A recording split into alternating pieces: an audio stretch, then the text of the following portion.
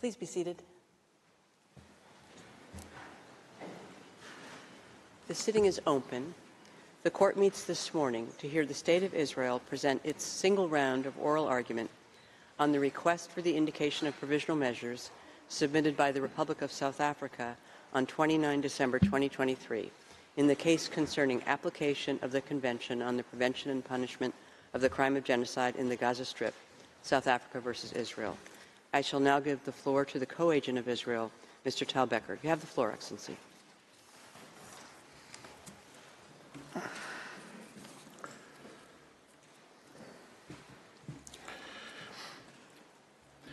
Madam President, distinguished members of the Court, it is an honor to appear before you again on behalf of the State of Israel.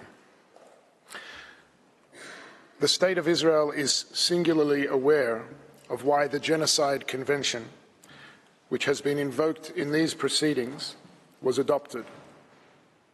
Seared in our collective memory is the systematic murder of 6 million Jews as part of a premeditated and heinous program for their total annihilation. Given the Jewish people's history and its foundational texts, it is not surprising that Israel was among the first states to ratify the Genocide Convention without reservation and to incorporate its provisions in its domestic legislation. For some, the promise of never again for all peoples is a slogan. For Israel, it is the highest moral obligation. Raphael Lemkin, a Polish Jew who witnessed the unspeakable horrors of the Holocaust, is credited with coining the term genocide. He helped the world recognize that the existing legal lexicon was simply inadequate to capture the devastating evil that the Nazi Holocaust unleashed. The applicant has now sought to invoke this term in the context of Israel's conduct in a war it did not start and did not want. A war in which Israel is defending itself against Hamas, Palestinian Islamic Jihad, and other terrorist organizations whose brutality knows no bounds. The civilian suffering in this war, like in all wars, is tragic. It is heartbreaking. The harsh realities of the current hostilities are made especially agonizing for civilians, given Hamas's reprehensible strategy of seeking to maximize civilian harm to both Israelis and Palestinians, even as Israel seeks to minimize it. But as this court has already made clear, the Genocide Convention was not designed to address the brutal impact of intensive hostilities on the civilian population, even when the use of force raises, quote, very serious issues of international law and involves enormous suffering and continuing loss of life, end quote. The Convention was set apart to address a malevolent crime of the most exceptional severity. We live at a time when words are cheap. In an age of social media and identity politics, the temptation to reach for the most outrageous term, to vilify and demonize, has become for many irresistible. But if there is a place where words should still matter, where truth should still matter, it is surely a court of law. The applicant has regrettably put before the court a profoundly distorted factual and legal picture. The entirety of its case hinges on a deliberately curated, decontextualized, and manipulative description of the reality of current hostilities. South Africa purports to come to this court in the lofty position of a guardian of the interest of humanity. But in delegitimizing Israel's 75-year existence in its opening presentation yesterday, that broad commitment to humanity rang hollow. and in its sweeping counterfactual description of the Israeli-Palestinian conflict, it seemed to erase both Jewish history and any Palestinian agency or responsibility. Indeed, the delegitimization of Israel since its very establishment in 1948 in the applicant's submissions sounded barely distinguishable from Hamas's own rejectionist rhetoric. It is unsurprising, therefore, that in the applicant's telling, both Hamas's responsibility for the situation in Gaza and the very humanity of its Israeli victims are removed from view. The attempt to weaponize the term genocide against Israel in the present context does more than tell the court a grossly distorted story, and it does more than empty the word of its unique force and special meaning. It subverts the object and purpose of the Convention itself, with ramifications for all states seeking to defend themselves against those who demonstrate total disdain for life and for the law. Madam President, members of the Court, on Saturday, October 7th, a Jewish religious holiday, thousands of Hamas and other militants breached Israeli sovereign territory by sea, land and air, invading over 20 Israeli communities, bases and the site of a music festival. What proceeded, under the cover of thousands of rockets fired indiscriminately into Israel, was the wholesale massacre, mutilation, rape and abduction of as many citizens as the terrorists could find before Israel's forces repelled them. Openly displaying elation, they tortured children in front of parents and parents in front of children, burned people, including infants, alive, and systematically raped and mutilated scores of women, men and children. All told, some 1,200 people were butchered that day, more than 5,500 maimed, and some 240 hostages abducted, including infants, entire families, persons with disabilities, and Holocaust survivors, some of whom have since been executed, many of whom have been tortured, sexually abused, and starved in captivity. Representatives of the hostages' families are in this courtroom today, and we acknowledge their presence and their boundless suffering. We know of the brutality of October 7th, not only from the harrowing testimonies of the survivors, the unmistakable proof of carnage and sadism left behind, and the forensic evidence taken at the scene. We know it because the assailants proudly filmed and broadcast their barbarism. The events of that day are all but ignored in the applicant's submissions, but we are compelled to share with the court some fraction of its horror. The largest calculated mass murder of Jews in a single day since the Holocaust. We do so not because these acts, however sadistic and systematic, release Israel of its obligations to uphold the law as it defends its citizens and territory. That is unquestionable. We do so because it is impossible to understand the armed conflict in Gaza without appreciating the nature of the threat that Israel is facing and the brutality and lawlessness of the armed force confronting it. In the volume of materials submitted to members of the court, access has been provided to a portion of the raw footage for separate screening. But I am obliged to put before the court today some small fragment of the scenes of unfathomable cruelty that took place in hundreds of locations on that horrible day. Johnny Simantov, a wheat farmer, and his wife Tamar, an activist for women's rights, lived in kibbutz near Oz. When the rocket fire started, they hid in the safe room with their 4-year-old son Omer and their 6-year-old twins Arbel and Shachar. During their rampage, Hamas militants set fire to their house. Johnny texted his sister Renee, "They're here. They're burning us. We're suffocating." The whole family was burned alive to ashes, making DNA identification especially difficult.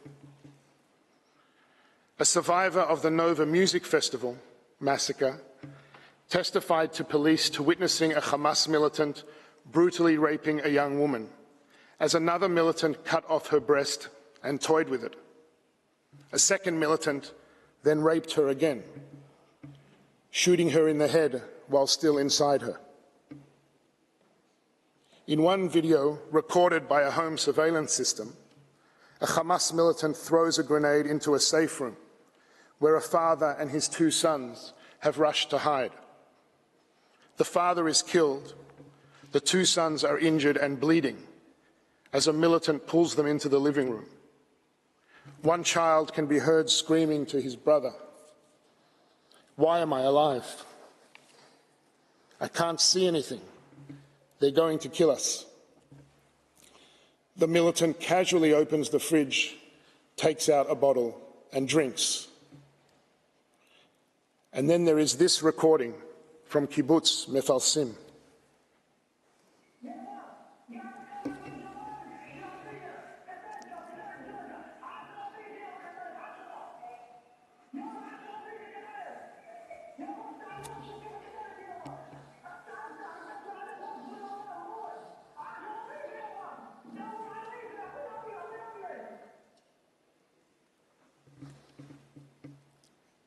As stated, none of these atrocities absolve Israel of its obligations under the law. But they do enable the court to appreciate three core aspects of the present proceedings, which the applicant has obscured from view. First, that if there have been acts that may be characterized as genocidal, then they have been perpetrated against Israel. If there is a concern about the obligations of states under the Genocide Convention, then it is in relation to their responsibilities to act against Hamas's proudly declared agenda of annihilation, which is not a secret and is not in doubt. The annihilationist language of Hamas's charter is repeated regularly by its leaders, with the goal, in the words of one member of Hamas's political bureau, of the cleansing of Palestine of the filth of the Jews. It is expressed no less chillingly in the words of senior Hamas member Razi Hamad to Lebanese television on October 24th, 2023, who refers to the October 7th attacks, what Hamas calls the Al-Aqsa flood, as follows.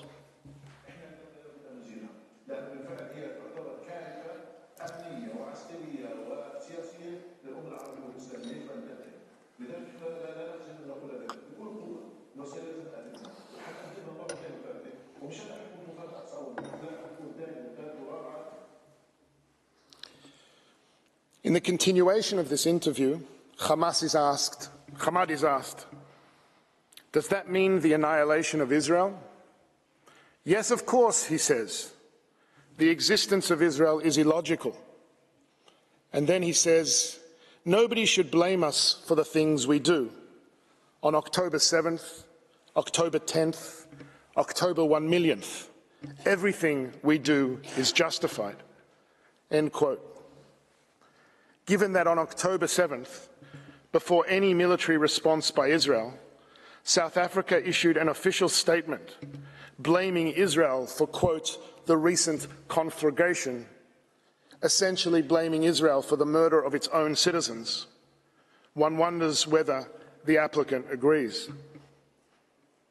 Second, it is in response to the slaughter of October 7th, which Hamas openly vows to repeat, and to the ongoing attacks against it from Gaza, that Israel has the inherent right to take all legitimate measures to defend its citizens and secure the release of the hostages. This right is also not in doubt. It has been acknowledged by states across the world. Astonishingly, the court has been requested to indicate a provisional measure calling on Israel to suspend its military operations. But this amounts to an attempt to deny Israel its ability to meet its obligations to the defense of its citizens, to the hostages, and to over 110,000 internally displaced Israelis unable to safely return to their homes.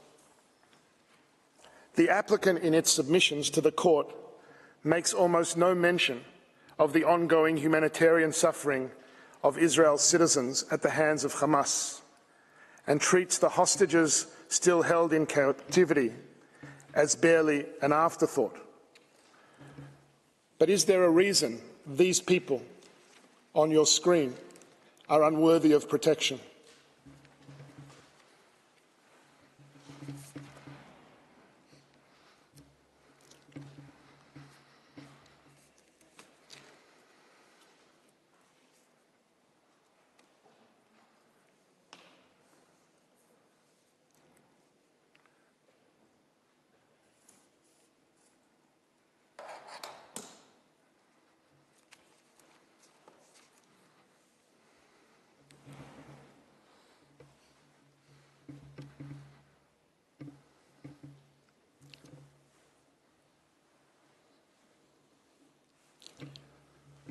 Hamas is not a party to these proceedings. The applicant, by its request, seeks to thwart Israel's inherent right to defend itself, to let Hamas not just get away with its murder literally, but render Israel defenseless as Hamas continues to commit it. Yesterday, counsel for the applicant made the astonishing claim that Israel was denied this right, and as a matter of fact should not be able to protect itself from Hamas's attacks. But allow me to draw attention to these words written by Professor Vaughan Lowe. Quote, "The source of the attack, whether a state or non-state actor, is irrelevant to the existence of the right to defence. Force may be used to avert a threat because no one and no state is obliged by law passively to suffer the delivery of an attack." Israel agrees with these words, as I suspect would any sovereign state. If the claim of the applicant now is that in the armed conflict between Israel and Hamas, Israel must be denied the ability to defend its citizens, then the absurd upshot of South Africa's argument is this. Under the guise of the allegation against Israel of genocide, this court is asked to call for an end to operations against the ongoing attacks of an organisation that pursues an actual genocidal agenda, an organisation that has violated every past ceasefire and used it to rearm and plan new atrocities, an organisation that declares its unequivocal resolve to advance its genocidal plans. That is an unconscionable request, and it is respectfully submitted that it cannot stand. Third, the court is informed of the events of October 7th because if there are any provisional measures that should appropriately be indicated here, they are indeed with respect to South Africa. It is a matter of public record that South Africa enjoys close relations with Hamas, despite its formal recognition as a terrorist organisation by numerous states across the world. These relations have continued unabated even after the October 7th atrocities. South Africa has long hosted and celebrated its ties with Hamas figures, including a senior Hamas delegation that, incredibly, visited the country for a, quote, solidarity gathering just weeks after the massacre. In justifying instituting proceedings, South Africa makes much of its obligations under the Genocide Convention. It seems fitting, then, that it be instructed to comply with those obligations itself, to end its own language of delegitimization of Israel's existence, end its support for Hamas, and use its influence with this organization so that Hamas permanently ends its campaign of genocidal terror and releases the hostages. Madam President, members of the Court, The hostilities between Israel and Hamas have exacted a terrible toll on both Israelis and Palestinians. But any genuine effort to understand the cause of this toll must take account of the horrendous reality created by Hamas within the Gaza Strip. When Israel withdrew all its soldiers and civilians from Gaza in 2005, it left a coastal area with the potential to become a political and economic success story. Hamas's violent takeover in 2007 changed all that. Over the past 16 years of its rule, Hamas has smuggled countless weapons into Gaza and has diverted billions in international aid, not to build schools, hospitals, or shelters to protect its population from the dangers of the attacks it launched against Israel over many years, but rather to turn massive swaths of the civilian infrastructure into perhaps the most sophisticated terrorist stronghold in the history of urban warfare. Remarkably, counsel for the applicant described the suffering in Gaza as unparalleled and unprecedented, as if they are unaware of the utter devastation wrought in wars that have raged just in recent years around the world. Sadly, the civilian suffering in warfare is not unique to Gaza. What is actually unparalleled and unprecedented is the degree to which Hamas has entrenched itself within the civilian population and made Palestinian civilian suffering an integral part of its strategy. Hamas has systematically and unlawfully embedded its military operations, militants and assets throughout Gaza, within and beneath densely populated civilian areas. It has built an extensive warren of underground tunnels for its leaders and fighters, several hundred miles in length, throughout the Strip, with thousands of access points and terrorist hubs located in homes, mosques, UN facilities, schools, and perhaps most shockingly, hospitals. This is not an occasional tactic. It is an integrated, pre-planned, extensive and abhorrent method of warfare, purposely and methodically murdering civilians, firing rockets indiscriminately, systematically using civilians, sensitive sites and civilian objects as shields, stealing and hoarding humanitarian supplies, allowing those under its control to suffer so that it can fuel its fighters and terrorist campaign. The appalling suffering of civilians, both Israeli and Palestinian, is first and foremost the result of this despicable strategy. The horrible cost of Hamas not only failing to protect its civilians, but actively sacrificing them for its own propaganda and military benefit. And if Hamas abandons this strategy, releases the hostages, lays down its arms, the hostilities and suffering would end. Madam President, members of the Court, there are many distortions in the applicant's submission to the Court, but as shall be demonstrated by counsel, there is one that overshadows them all. In the applicant's telling, it is almost as if there is no intensive armed conflict taking place between two parties at all. No grave threat to Israel and its citizens. Only an Israeli assault on Gaza. The Court is told of widespread damage to buildings, but it is not told, for example, how many thousands of those buildings were destroyed because they were booby-trapped by Hamas. How many became legitimate targets because of the strategy of using civilian objects and protected sites for military purposes? How many buildings were struck by over 2,000 indiscriminate terrorist rockets that misfired and landed in Gaza itself? The Court is told of over 23,000 casualties, as the applicant repeats, as many have, unverified statistics provided by Hamas itself, hardly a reliable source. Every civilian casualty in this conflict is a human tragedy that demands our compassion. But the court is not told how many thousands of casualties are in fact militants, how many were killed by Hamas fire, how many were civilians taking direct part in hostilities, and just how many are the result of legitimate and proportionate use of force against military targets, even if tragic. And the court is also told of the dire humanitarian situation in Gaza. But it is not told of Hamas's practice of stealing and hoarding aid.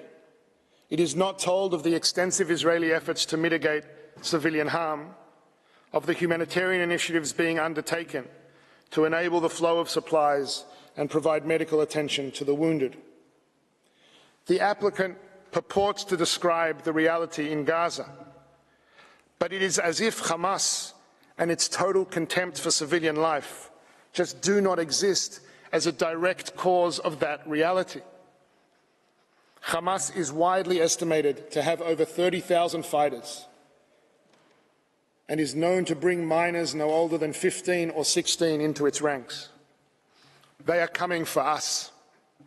But in South Africa's telling, they have all but disappeared. There are no explosives in mosques and schools and children's bedrooms, no ambulances used to transport fighters, no tunnels and terrorist hubs under sensitive sites, no fighters dressed as civilians, no commandeering of aid trucks, no firing from civilian homes, UN facilities, and even safe zones. There is only Israel acting in Gaza.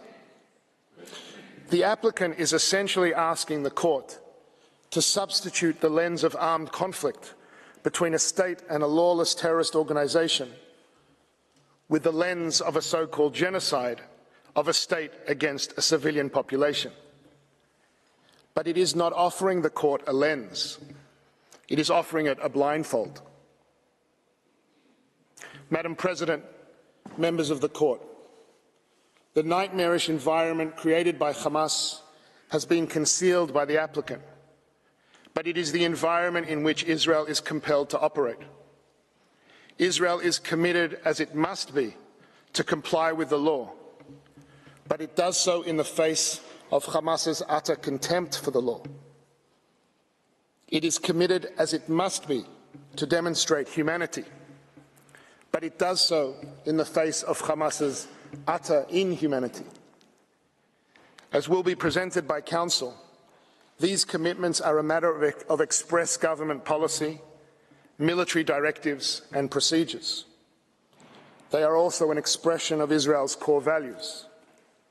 And, as shall also be shown, they are matched by genuine measures on the ground to mitigate civilian harm under the unprecedented and excruciating conditions of warfare created by Hamas. It is plainly inconceivable, under the terms set by this very court, that a state conducting itself in this way, in these circumstances, may be said to be engaged in genocide, not even prima facie. The key component of genocide, the intention to destroy a people in whole or in part, is totally lacking. What Israel seeks by operating in Gaza is not to destroy a people, but to protect a people, its people, who are under attack on multiple fronts, and to do so in accordance with the law, even as it faces a heartless enemy determined to use that very commitment against it. As will be detailed by Council, Israel's lawful aims in Gaza have been clearly and repeatedly articulated by its Prime Minister, its Defence Minister, and all members of the War Cabinet. As the Prime Minister reiterated yet again this week, Israel is fighting Hamas terrorists, not the civilian population. Israel aims to ensure that Gaza can never again be used as a launchpad for terrorism. As the Prime Minister reaffirms, Israel seeks neither to permanently occupy Gaza or to displace its civilian population. It wants to create a better future for Israelis and Palestinians alike, where both can live in peace, thrive and prosper, and where the Palestinian people have all the power to govern themselves, but not the capacity to threaten Israel. If there is a threat to that vision, if there is a humanitarian threat to the Palestinian civilians of Gaza, it stems primarily from the fact that they have lived under the control of a genocidal terrorist organization that has total disregard for their life and well-being. That organization, Hamas, and its sponsors seek to deny Israel, Palestinians, and Arab states across the region the ability to advance a common future of peace, coexistence, security, and prosperity. Israel is in a war of defense against Hamas, not against the Palestinian people, to ensure that they do not succeed. In these circumstances, there can hardly be a charge more false and more malevolent than the allegation against Israel of genocide. The applicant has regrettably engaged in a transparent attempt to abuse the Convention's compulsory jurisdiction mechanism, and in particular the provisional measures phase of proceedings, to bring under the purview of the court matters over which, in truth, it lacks jurisdiction.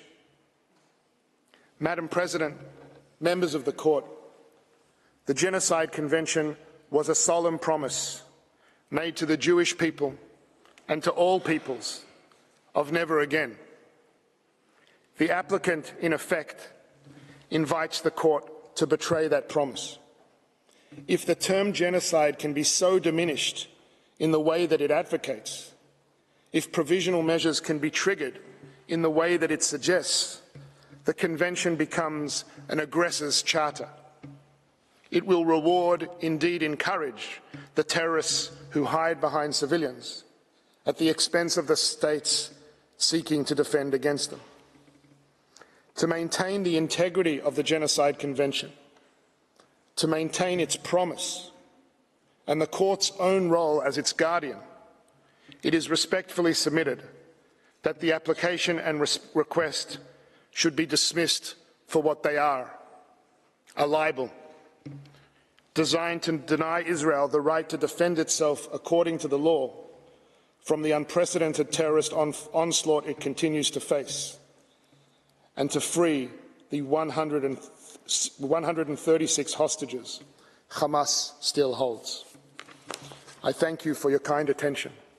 May I ask, Madam President, that you call Professor Shaw to the podium. I thank the co-agent of Israel for his statement, and I now invite Professor Malcolm Shah to take the floor. You have the floor, Professor Shah.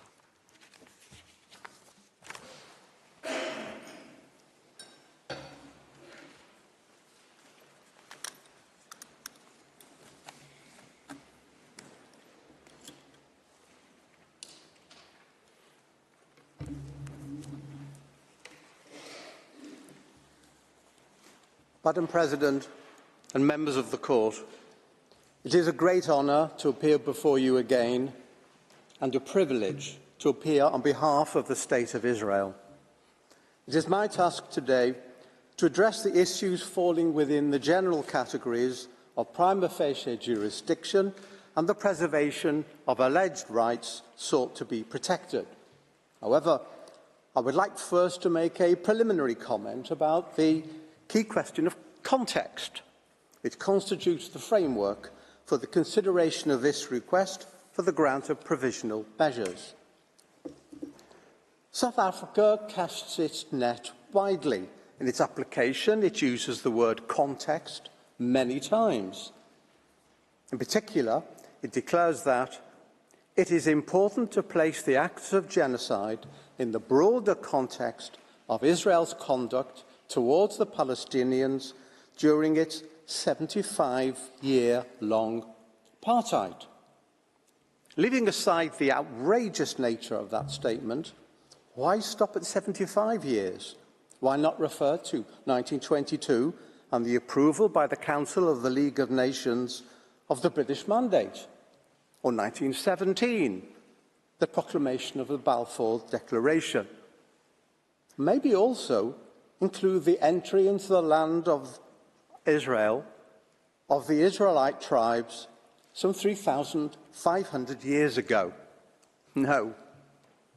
The immediate and proximate context for the specific allegations of genocide claimed by South Africa lies in the events of the 7th of October, when Hamas militants and other armed groups and individuals stormed into the internationally recognized sovereign territory of Israel and committed acts of barely credible atrocity.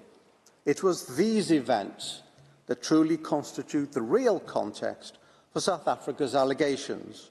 Indeed, such acts may be seen as the real genocide in this situation. As the President of the European Commission put it on the 19th of October, there was no limit to the blood Hamas terrorists wanted to spill. They went home by home. They burned people alive. They mutilated children and even babies. Why? Because they were Jews.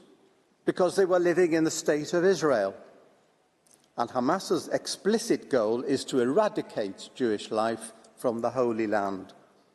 These terrorists, supported by their friends in Tehran, will never stop. And so Israel has the right to defend itself in line with humanitarian law. Of course, these atrocities do not justify violations of the law in reply, still less genocide. But they do justify, mandate even, the exercise of the legitimate and inherent right of a state to defend itself, as enshrined in the UN Charter and under customary international law. To put an end to the continuing attacks against it and to prevent them from succeeding, a threat that has been made explicitly by Hamas and repeated, and it is thus real and imminent. This context is critical, for it shows that the true nature of the situation as it has unfolded, particularly the 7th of October, is that of an armed conflict. A heavily armed militia and its allies precipitated egregious hostilities, and the consequences lie everywhere. The point is this: armed conflict, even when fully justified and conducted lawfully, is brutal and costs lives, particularly when the militia in question specifically targets civilians and civilian facilities, and when it is patently unconcerned about causing civilian casualties on its own side. The conflict is also regulated by law, the rules and principles of international humanitarian law under the Hague Regulations, the Geneva Conventions of 1949, and customary international law. These are well developed and applicable and are fully respected by Israel. Such rules cover permitted activities under international humanitarian law, where civilian damage and loss, always to be regretted, are caused in the legitimate pursuit of military objectives through to the violation of the law, being grave breaches of the Geneva Conventions and up to war crimes and crimes against humanity. However, the only category before this court is genocide. Not every conflict is genocidal. The crime of genocide in international law and under the Genocide Convention in international law is a uniquely malicious manifestation. It stands alone amongst the violations of international law as the epitome and zenith of evil. It has been described correctly as the crime of crimes, the ultimate in wickedness. Indeed, the court itself emphasised in its order of the 2nd of June 1999 that the threat or use of force cannot in itself constitute an act of genocide within the meaning of Article 2 of the Geneva Convention, and particularly instant bombing, as lacking the element of intent in the circumstances. To put it another way, if claims of genocide were to become the common currency of armed conflict, whenever and wherever that occurred, the essence of this crime would be diluted and lost. I turn now to the question of the prima facie jurisdiction of the court in the matter before us. Article 9 of the Genocide Convention, to which both states are parties without reservation, makes the court's jurisdiction conditional on the existence of a dispute relating to the interpretation, application, or fulfilment of the Convention. And the relevant date for determining the existence of such a dispute is the date on which the application is submitted to the court. Whether or not a dispute in these terms exists at the time of the filing of the application is a matter for objective determination by the court. It is a matter of substance and not a question of form or procedure. The court will take into account, in particular, any statements or documents exchanged between the parties, as well as any exchanges made in multilateral settings, the court has said. The key point here is the use of the term exchange between the parties. Unilateral assertion does not suffice. There needs to be some element of engagement between the parties. The element of interchange and bilateral interaction is required. A dispute is a reciprocal phenomenon. This point has been consistently noted by the court.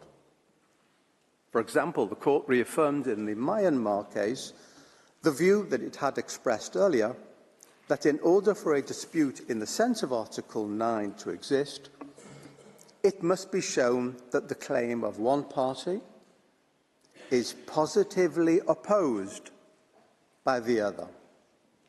The court further referred in the Marshall Islands cases to the need that the respondent should not be deprived of the opportunity to react before the institution of proceedings to the claim made against its own conduct. Where a state makes an assertion concerning the conduct of another state, it must thus give the latter a reasonable opportunity to respond before resorting to litigation, particularly in a matter of such severity as an accusation of genocide, and particularly before a court of this standing. And it behoves that state to provide supporting evidence of some credibility. Here, South Africa cites only a couple of general public statements by Israel, referencing merely a press report by Reuters and a publicity release from the Israeli Ministry of Foreign Affairs. These responses were not addressed directly or even indirectly to South Africa. There is no evidence of positive opposition as required by the court. Further, South Africa cites no relevant exchange between the parties, which would be the normal fashion for the expression and determination of a dispute between states. This actually typifies how South Africa has approached this matter. It seems to believe that it does not take two to tango. It is sufficient if one state determines there is a dispute, leaving the other party flummoxed. Professor Dugard explains that South Africa had voiced its concerns in the Security Council and in public statements and had further referred the matter to the International Criminal Court. At that point, he says, it became clear there was a serious dispute between the two states. The court has emphasised that in the case of statements made by one state in a multilateral forum, the court must give particular attention inter alia to the content of a party statement and to the identity of the intended addressees in order to determine whether that statement, together with any reaction thereto, show that the parties before it held clearly opposite views. South Africa's actions were insufficient. Indeed, in the Marshall Islands cases, the court, referring specifically to a statement made at a conference, noted that it did not call for a specific reaction by the UK, and thus no opposition of views can be inferred from the absence of any such reaction. Specific reaction. It is thus disingenuous for Professor Dugard to conclude that Israel must have been aware from South Africa's public statements, démarche and referral to the ICC of Israel's genocidal acts, that a dispute existed between the two states. This is not a dispute, it is a unispute, a one-sided clapping of hands. Professor Dugard perhaps tries to retrieve the situation by declaring that special considerations apply to the existence of disputes concerning Article 9, without telling us what those conditions could possibly be.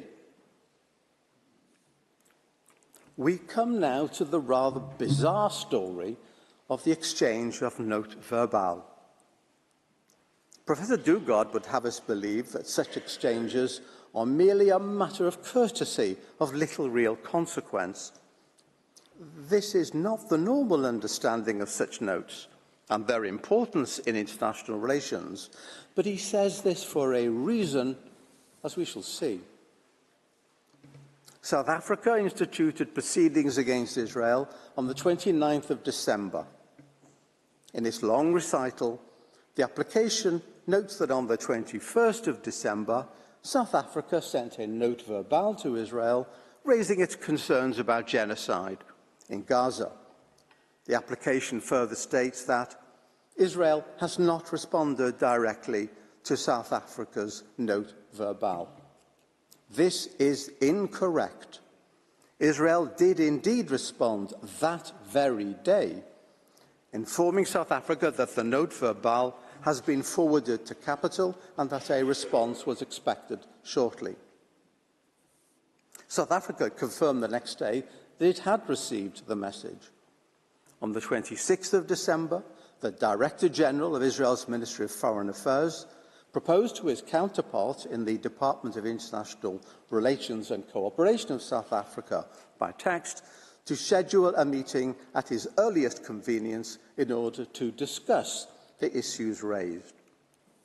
On the 27th of December, the embassy sent to South Africa by email a note verbal suggesting a meeting of respective Directors General at the earliest convenience in order to discuss the issues raised.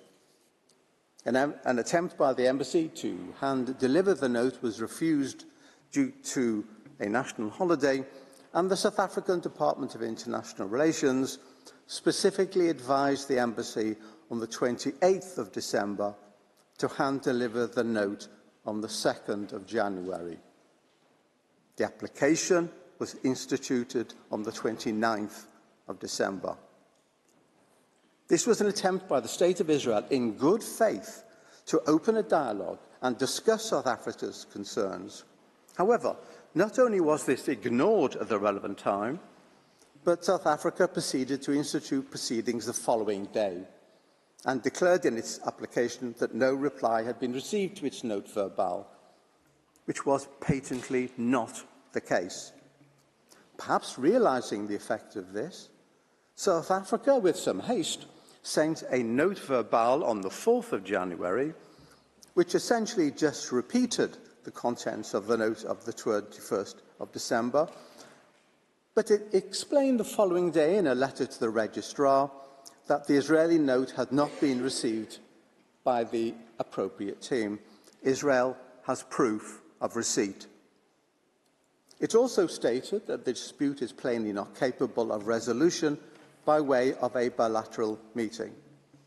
Nevertheless, it suggested to hold a meeting the next morning Israel replied the next morning, expressing surprise that South Africa had instituted proceedings without taking up the sincerely made offer to hold consultations and conveying its wish for discussions to be held following the close of these oral hearings. South Africa, in a note dated the 10th of January, summarily and surprisingly, in the circumstances, said there was no point in such a meeting. Curious indeed. South Africa decided unilaterally that a dispute existed, irrespective of Israel's conciliatory and friendly response since repeated.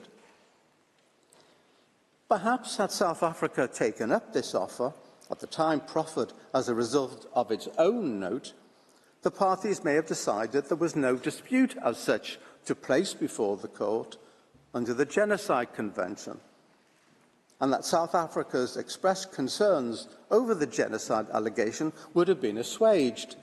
We may never know. South Africa's precipitate institution of proceedings foreclosed that option. It's a point worth underlining. South Africa did not give Israel a reasonable opportunity to engage with it on the matters under consideration before filing its, no doubt, long-prepared application. One wonders whether South Africa, at the very last moment, suddenly realised that it needed to show the existence of a dispute under the terms of the Genocide Convention and proceeded to hastily formulate and dispatch a flurry of notes. The court can grant orders for provisional measures only where the provisions relied upon by the applicant appear prima facie to afford a basis on which its jurisdiction could be founded, although it need not satisfy in itself in a definitive manner that it has jurisdiction as regards the merits of the case. It's not an easy matter to determine whether a prima facie case exists. It rests between full proof and complete absence of proof, and is intended to ensure that the court functions effectively and efficiently, but there has to be something tangible in terms of the provisions in question. The provisional measures procedure is a complex instrument in that the court has to decide upon the basis of certain assumptions which may or may not be disproved at a later stage of the proceedings.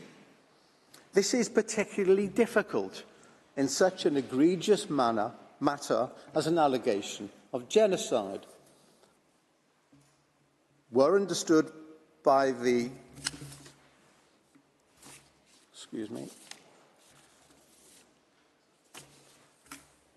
Right, I've lost a page.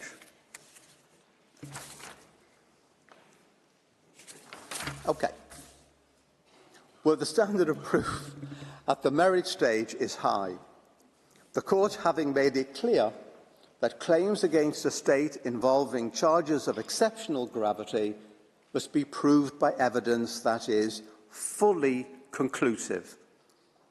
That is not the case, of course, at the provisional measures stage, but it's also not negligible.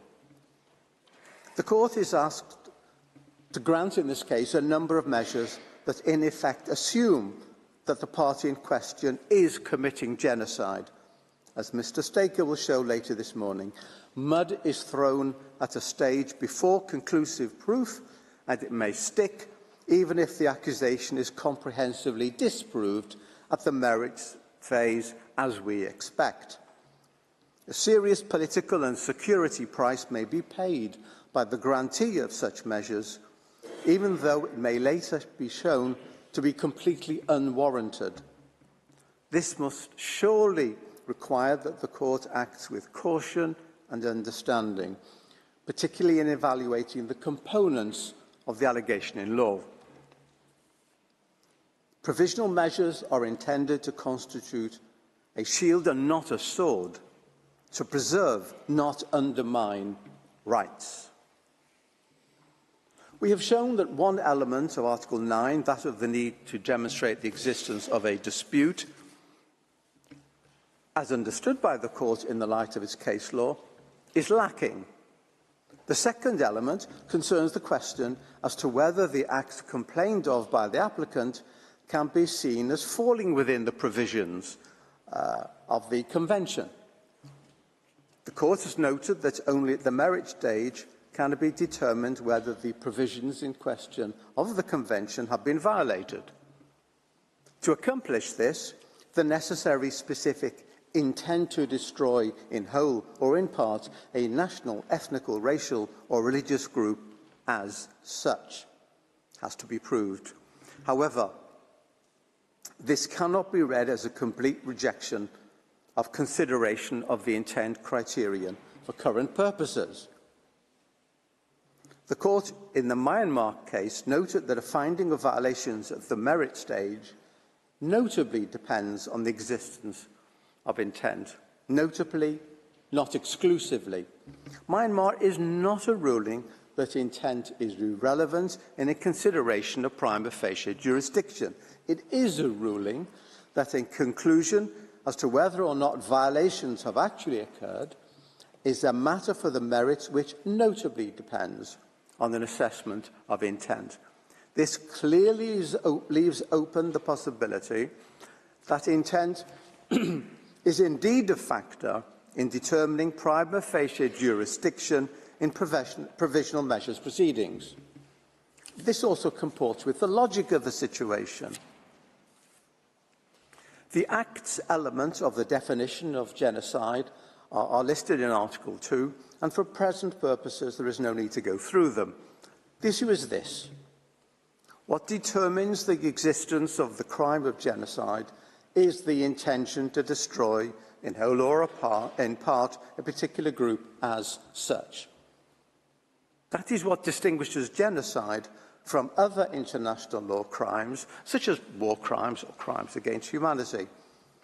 To consider the act alone, as listed in Article 2, with no reference at all to the intent criterion, is thus to denude the crime of its very essence. Hamlet without the prince, a car without an engine.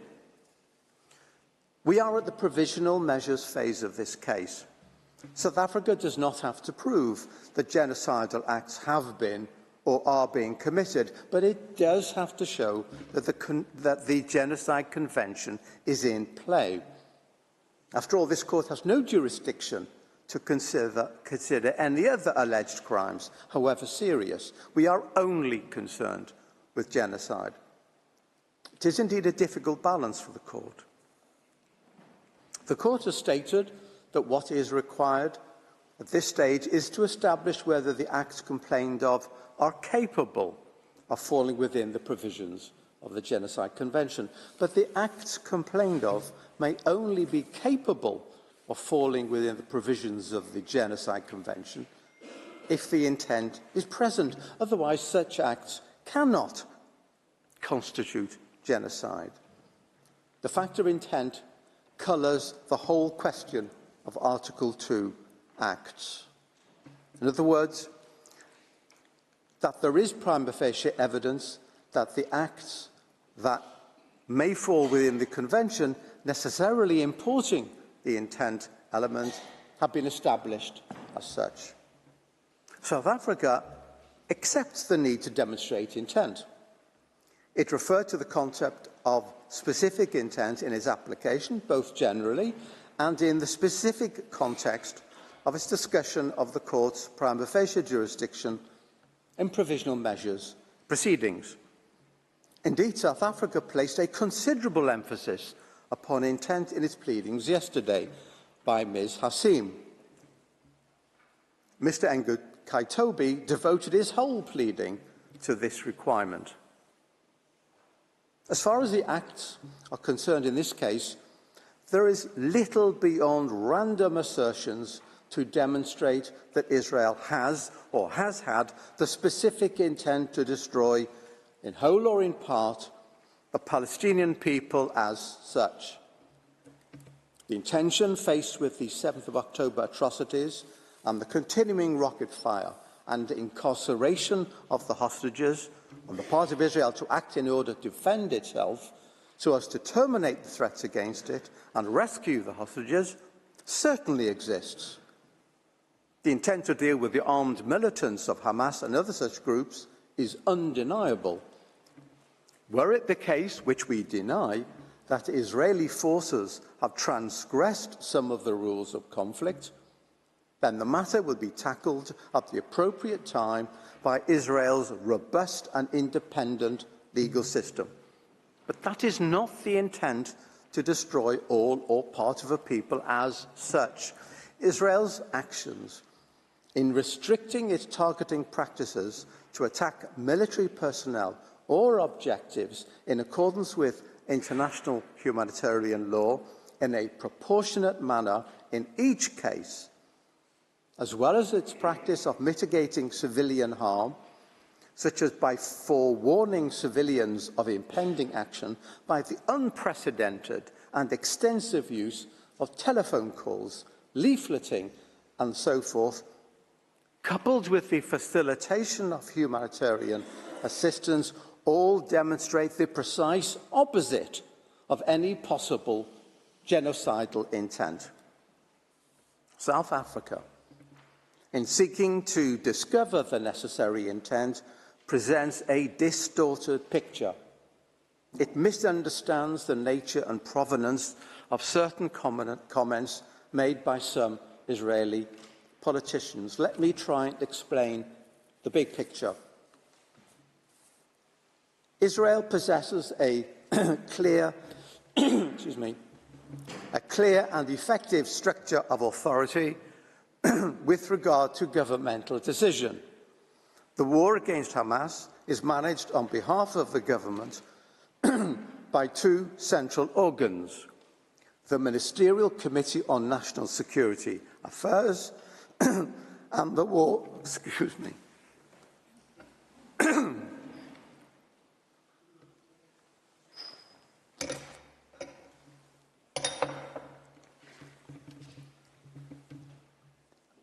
and the War Cabinet, the latter established for the purpose of managing the war by the former. These bodies make the relevant decisions regarding the war's conduct, and according to Israeli law, the decisions of the government and its committees obligate the ministers of the government in accordance with the principle of collective responsibility. It is the collective decisions of these bodies which are the binding provisions in question. The Prime Minister stands at the head of these organs, decides on the agenda of their meetings, steers their activity, and summarises the meetings and the instructions issued therein. To make it clear, in order to determine the policy and intentions of the government of Israel, it is necessary to examine the decisions of the Ministerial Committee on National Security Affairs and the War Cabinet, and to examine whether the particular comments expressed conform or not with the policies and decisions made. Thus, to produce random quotes that are not in conformity with government policy, produced as describing, is misleading at best. Such as the statement by the Minister of Heritage, for example, who is completely outside the policy and decision-making process in the war.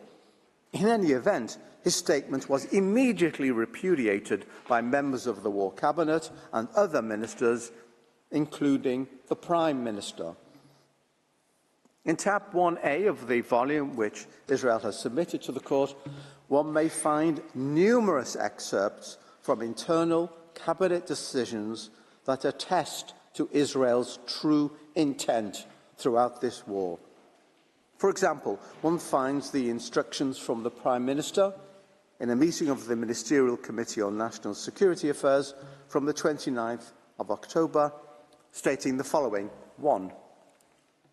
The Prime Minister stated time and again, we must prevent a humanitarian disaster. 2.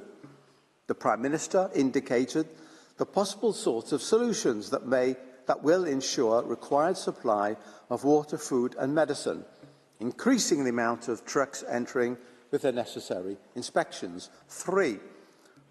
promoting the construction of field hospitals in the south of the Gaza Strip. To re-emphasise, this is a directive to authorities, nothing less. Tab 1A contains a considerable number of similar directives, emphasising the need to avoid harm to civilians and facilitate humanitarian aid. Genocidal intent? Let me turn to the IDF. This, like every army, is a hierarchical body that operates by way of orders from superiors and is headed by the Chief of the General Staff. Remarks or actions of a soldier do not and cannot reflect policy. In tab 1B, one may find a daily operational directive, which I understand is repeated day by day, issued by the Operations Directorate of the IDF, stating that attacks will be solely directed towards military targets while adhering to the principles of distinction, proportionality, and the obligation taking precautions in attacks in order to reduce collateral damage. This is a directive that binds all IDF forces. It continues by stating that the laws of armed conflict allow destruction to civilian property only when there is a military necessity to do so, and prohibit harm to property for deterrence purposes only, or for the purpose of punishment, individual or collective. It emphasises that it is necessary to treat enemy civilians with respect. They should not be treated in a humiliating manner, and civilians should not be used for the purpose of performing activities that might put them under risk to their life or their body. This is a mandatory instruction, effective since the start of the war. Tab 1B contains many similar provisions, which are themselves only an illustration of many other such directives, orders and procedures. Further, on the 28th of October, the Prime Minister publicly declared that the IDF is doing everything possible to avoid harming those not involved, while on the 18th of November, he declared that, first of all and above all else, Israel acts according to the laws of war. This is how our army works. The Minister of Defence publicly stated on the 29th of October that we are not fighting the Palestinian multitude and the Palestinian people in Gaza, and declared on the 13th of November that our war is against the Hamas terrorist organisation, not the people of Gaza. Again, the President of Israel declared on the 12th of October that we are operating militarily according to rules of international law, period, unequivocally. We have collated numerous such statements by the President, by the Prime Minister, by the Minister of Defence, by the IDF spokesperson and others in tab 2 of our volume. Since this is such a critical part of South Africa's thesis, permit me to refer to two further statements by the Prime Minister. I start with the most recent, 10th of January. Israel has no intention of permanently occupying Gaza or displacing its civilian population. Israel is fighting Hamas terrorists, not the Palestinian population, and we are doing so in full compliance with international law. The IDF is doing its utmost to minimise civilian casualties, while Hamas is doing its utmost to maximise them by using Palestinian civilians as human shields. The IDF urges Palestinian civilians to leave war zones by disseminating leaflets, making phone calls, providing safe passage corridors, while Hamas prevents Palestinians from leaving at gunpoint and often with gunfire. Our goal is to rid Gaza of Hamas terrorists and free our hostages. Once this is achieved, Gaza can be demilitarized and de-radicalized. thereby creating a possibility for a better future for Israel and Palestinians alike. On 23rd of November, Prime Minister Netanyahu declared that any civilian death is a tragedy, anyone, and to avoid them, what you do is first you try and get the civilian out of harm's way, and that's exactly what we did. There are many more of the same. Any careful review of the official and binding policy decisions made by the relevant authorities in Israel since the outbreak of the war clearly evidence that such decisions lack any genocidal intent. The contrary is true. They are indicative of the consistent and relentless commitment of Israeli relevant authorities to mitigate civilian harm and alleviate civilian suffering in Gaza. Some of the comments to which South Africa refers are clearly rhetorical, made in the immediate aftermath of an event which severely traumatized Israel, but which cannot be seen as demanding genocide. They express anguish and the necessity to restore control over Israel's own territory under severe threat and safety to its citizens. As Judge Tomka has noted, sometimes statements are made which are nothing more than a part of the recent wartime rhetoric, intending to put the blame and shame on the other side. Not to be totally ignored, but not to be ascribed an importance which belies how and when they were made, nor of legal significance. Let me refer to one further matter of some biblical moment. Yesterday, the applicant referred time and again to two statements by the Israeli Prime Minister where he said, "Remember what Amalek did to you," and attached great importance to it as part of the argument that Israel has demonstrated a genocidal intent. There is no need here for a theological discussion on the meaning of Amalek in Judaism, which was indeed not understood by the applicant. Let me just turn to the Prime Minister's statement of the 28th of October, which was partially and misleadingly quoted yesterday.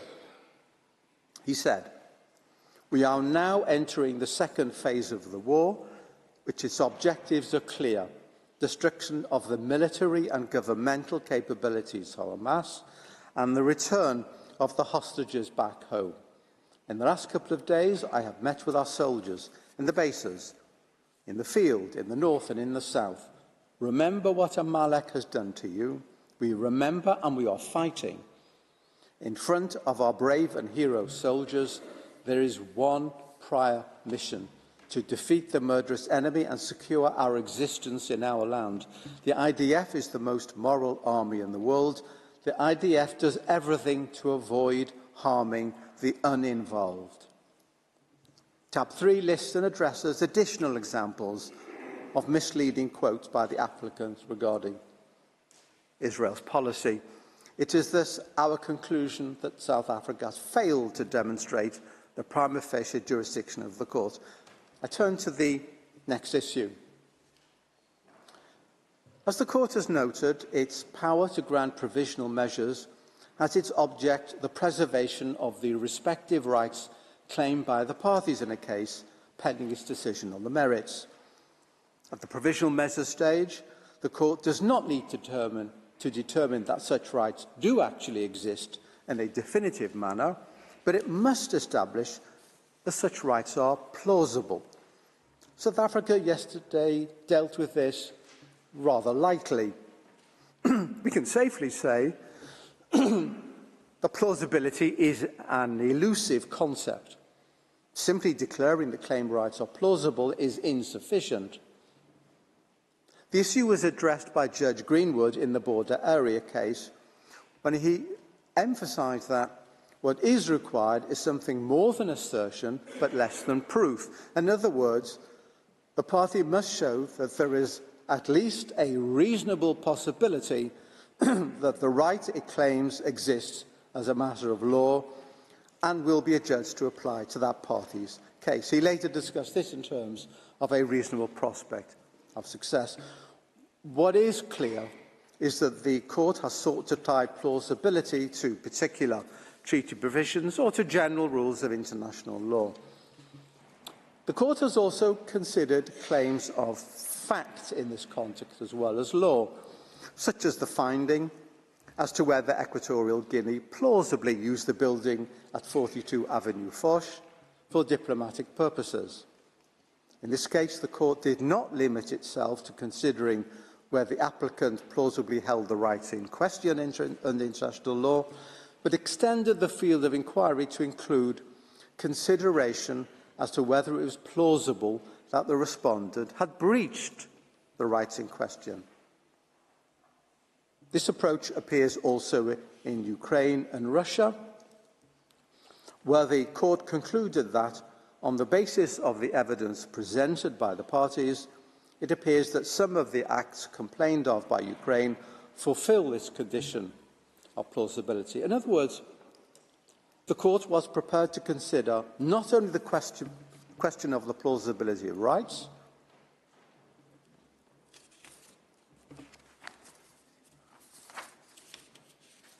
well, someone has shuffled my papers.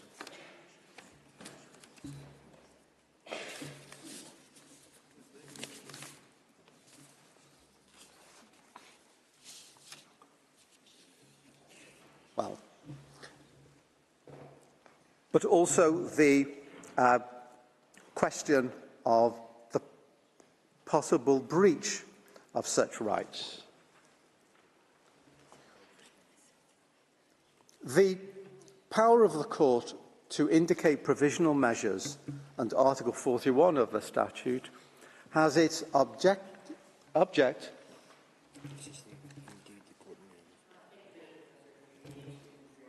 Yes, someone thought that my speech was a pack of cards.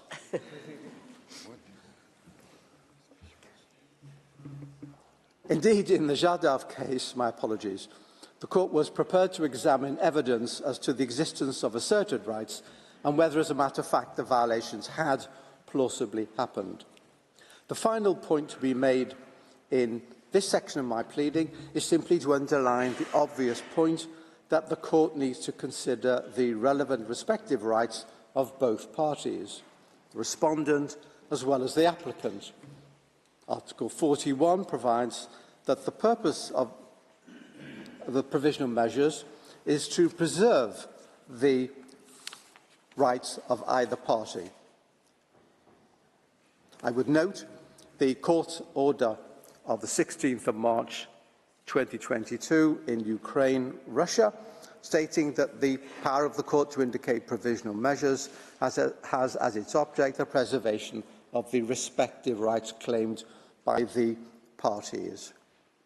And further quote the comment in the Myanmar case that the function of provisional measures is to protect the respective rights of either party pending its final decision.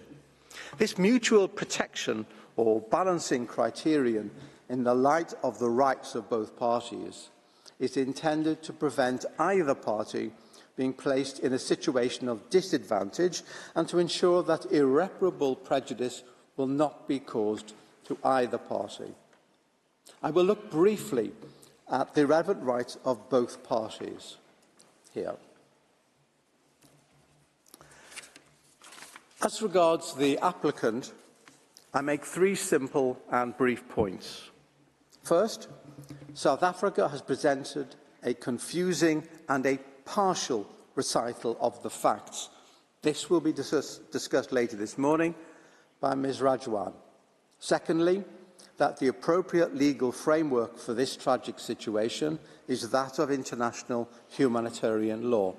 Thirdly, that Israel's efforts both to mitigate harm when conducting operations, as well as its efforts to alleviate suffering through humanitarian activities, have gone relatively unnoticed and dispel, or at the very least mitigate, against any allegation of genocidal intent. As from Israel's withdrawal of its civilian and military presence from Gaza in 2005, which brought an end to its belligerent occupation, and the violent coming to power of Hamas in 2007, a situation of conflict has existed, with Hamas firing rockets at Israeli towns and villages unceasingly. However, the attack on Israel on the 7th of October was qualitatively different from all that went before. The truth is that if there has been any genocidal activity in this situation, it was the events of 7th of October. Acts and intent can and have been adequately demonstrated. But Hamas, recognised as a terrorist group by at least 41 states, including the US, the UK, all members of the EU, Canada, Australia, Saudi Arabia, Japan and Colombia, is not before the court. Only South Africa, a third party that is not involved in the armed conflict, appears. Nevertheless, as South Africa has pointed out, complicity in genocide is in play. States that supported, condoned, praised or glorified the events of the 7th of October, both at the time and later, stand guilty of a violation of Article 3E of the Convention as being complicit in genocide, and indeed of the duty to prevent genocide under Article 1. And as the agent has pointed out, South Africa has given succour and support to Hamas, at the least. Clearly of relevance to a discussion of the situation is the facilitation of humanitarian assistance, something that hardly sits well with accusations of genocidal intent. As my colleagues will demonstrate, Israel's activities in this area need to be addressed and not swept aside, as South Africa seeks to do. Prime amongst the rights of the respondent that are critical to any legal evaluation of the situation is the inherent right of any state to defend itself, embedded in customary international law and enshrined in the UN Charter. This right, afforded to states, reaffirms and underlines the responsibility of all states towards their citizens and marks the acceptance by the international community of the political reality and legal confirmation that states, when attacked, may legitimately respond in a forceful and proportionate manner. Professor Lowe yesterday sought to maintain that Israel has no right to self-defence in this situation. How could anyone possibly argue that Israel could not defend itself faced with the 7th of October atrocities and the incessant attacks against its civilians since? Indeed, a very wide range of states has acknowledged the right of self-defence here, ranging from the UK to the US, France, Germany, Italy, Canada, Japan, Ghana and Guatemala, and others. Israel bears the responsibility to exercise its protection over its citizens, not only those constantly subjected to bombardment from Gaza, but also and critically with regard to those captured and held hostage as a result of the 7th of October outrage. These rights exist and cannot be disregarded.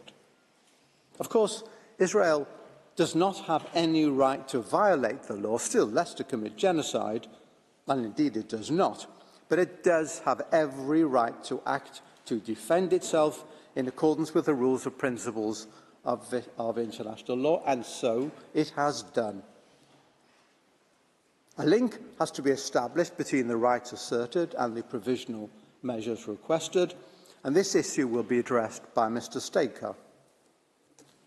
And he will show that the measures proposed go far beyond the protection of the rights asserted.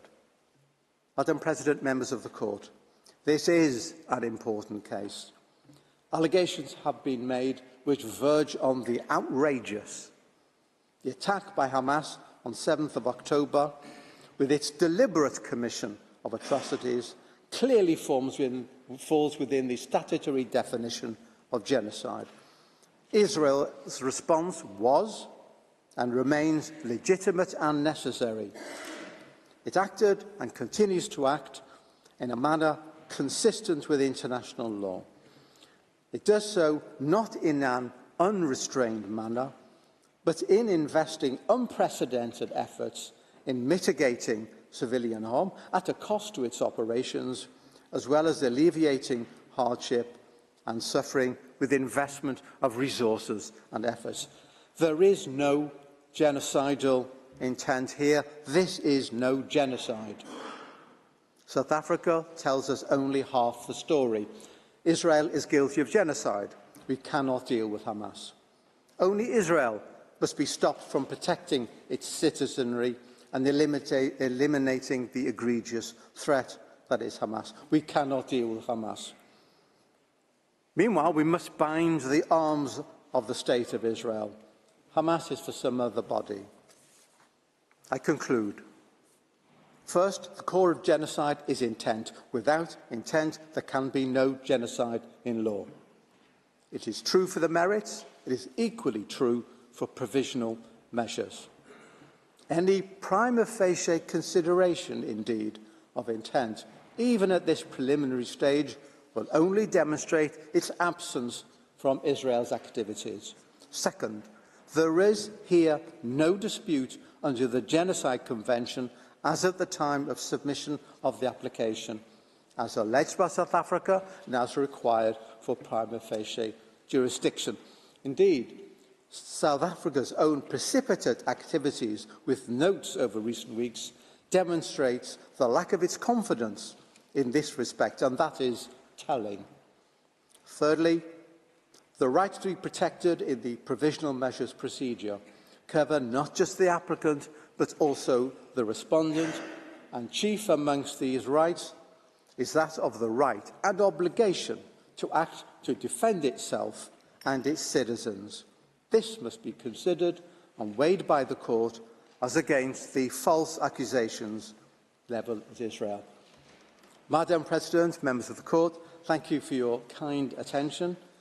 I would ask you to call Madame Rajoan at your convenience. Thank you, Professor Shah. Before I give the floor to the next speaker, the court will observe a coffee break of 10 minutes. The sitting is adjourned.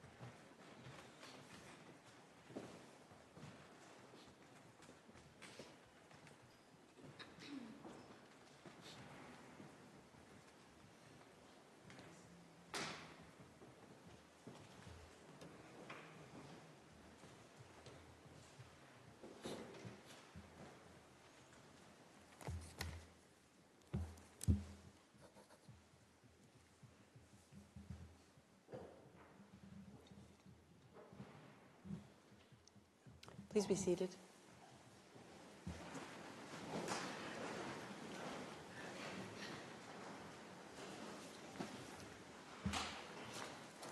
The sitting is resumed, and I now give the floor to Ms. Galit Ragwan. You have the floor.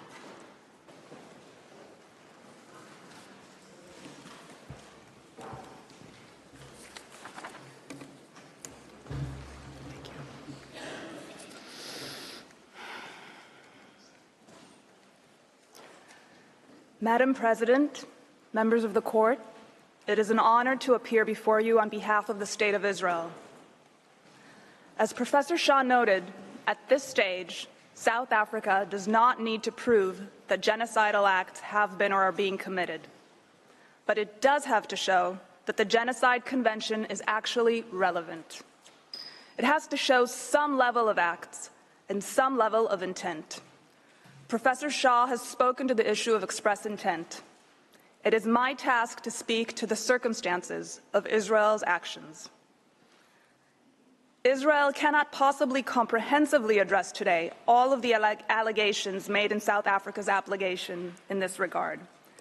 The applicant paints a dire picture, but it is a partial and deeply flawed picture. The application is so distorted in its descriptions that it prevents the court from properly assessing the plausibility of the rights asserted by South Africa.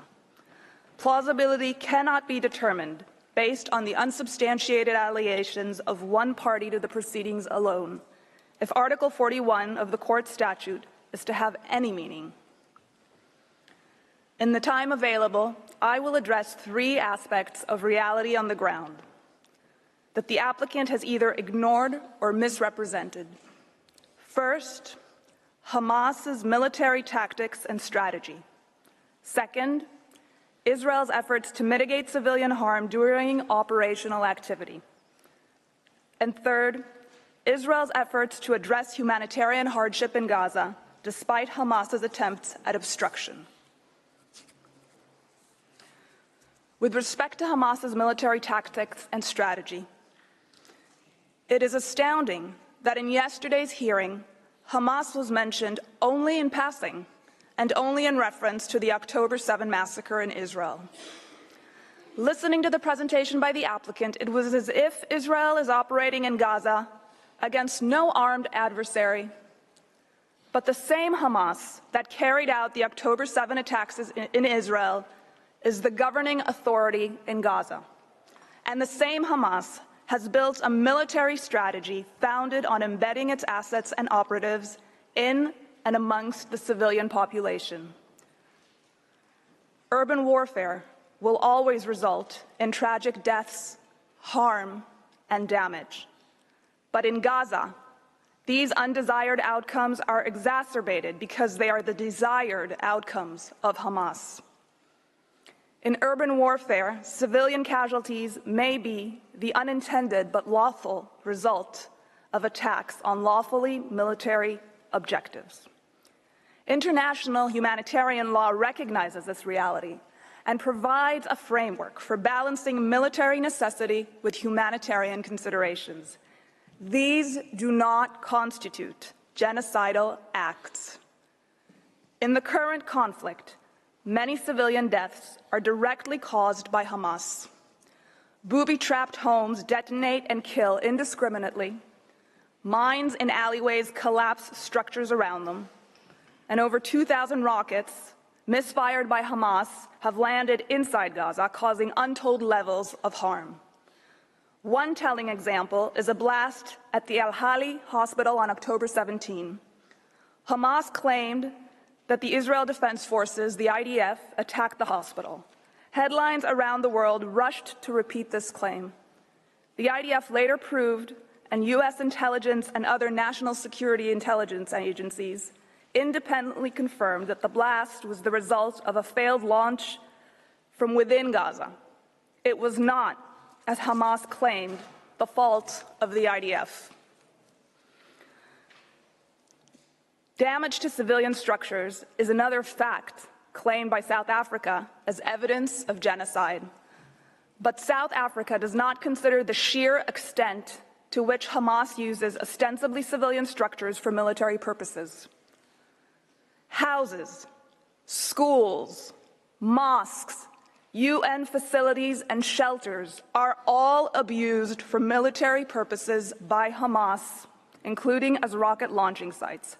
Hundreds of kilometers of tunnels dug by Hamas under populated areas in Gaza often cause structures above to collapse. In the slides before you, you can see a militant priming projectiles for launch on IDF forces in Gaza. You can see the holes in the residential house to hide and launch them. Here, you can see projectiles discovered underneath a bed in a child's bedroom. Here, a rocket being fired from a school. The launch site is circled in red. Here you can see firing from a UN school. You can see the letters UN on the roof, and the fire is circled in red. And here, long-range rocket launchers hidden inside a Scouts Club building. Finally, you can see part of a tunnel that runs for 4 kilometers, including nearby the Erez crossing, which is adjacent to Israel. Gaza's infrastructure has certainly been harmed during the conflict. However, South Africa would have the court believe that Israel is deliberately and unlawfully destroying homes without cause, but harm caused to lawful military objectives and harm caused as a result of Hamas's actions is not evidence of genocide. South Africa also alleges that Israel has waged an assault on Gaza's health system. What South Africa has neglected to bring before the court, however, is the overwhelming evidence of Hamas's military use of such hospitals. Hamas militants retreated to Rantisi Hospital in Gaza on October 7th with hostages from Israel, whom they then held in the basement.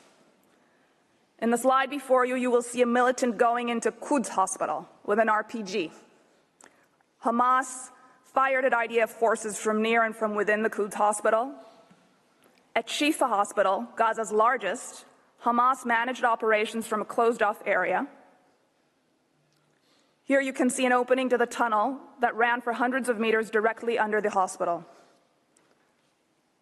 Here, you can see the weapons found in different wings of the hospital. And here, CCTV footage showing armed militants bringing hostages into the hospital's lobby. More than 80 militants hiding inside another hospital, the Adwan Hospital, surrendered themselves to the IDF. And here, you can see a weapon that IDF forces discovered hidden inside incubators at the hospital. The director of the hospital has admitted that numerous members of hospital staff belong to Hamas's military wing. In the Indonesian hospital in the neighborhood of Jabalia, Hamas forces managed their operations from that hospital until the IDF reached it. IDF forces recovered the bodies of 5 murdered hostages from a tunnel dug underneath the hospital. The list goes on. In every single hospital that the IDF has searched in Gaza, it has found evidence of Hamas military use. Israel is acutely aware that because of Hamas's use of hospitals as shields for its military operations, in grave violations of international humanitarian law, patients and staff are at risk. This is why the IDF has reached out to every hospital and offered assistance in relocating patients and staff to safer areas. Hospitals have not been bombed. Rather, the IDF sends soldiers to search and dismantle military infrastructure, reducing damage and disruption. Indeed, the tunnel that sat directly under the main building in Shifa Hospital was exploded without damaging the building above. The IDF then withdrew from the hospital. Yes, damage and harm have occurred as a result of hostilities in hospitals' vicinity, sometimes by IDF fire, sometimes by Hamas, but always as a direct result of Hamas's abhorrent method of warfare. Israel has published plenty of evidence of the extensive misuse by Hamas of medical facilities in direct violations of international humanitarian law. It has brought journalists to see firsthand. It has recorded calls with hospital staffs to coordinate assistance. None of that is mentioned in the application. In fact, the applicant describes the result and asks the court to attribute malicious intent to Israel. But that is only a possible conclusion if one obscures, as the applicant has, Hamas's strategy of turning hospitals into terrorist compounds. The applicant also made much of the fact that force has been even used in humanitarian zones. What the applicant neglected to inform the court, however, was that Hamas has, in its contempt for Palestinian civil life, regularly and deliberately fired from such zones, turning areas of relief into zones of conflict. Here before you, you can see one example of a launch site adjacent to the humanitarian zone, both amplified in larger pictures. And in the next slide, you can see evidence of a rocket launched from next to Gaza's water desalination facility. I now would like to address briefly the second issue, Israel's efforts at mitigation of civilian harm. Here, too, the applicant tells not just a partial story, but a false one. For example, the application presents Israel's call to civilians to evacuate areas of intensive hostilities, quote, as an act calculated to bring about its physical destruction, quote.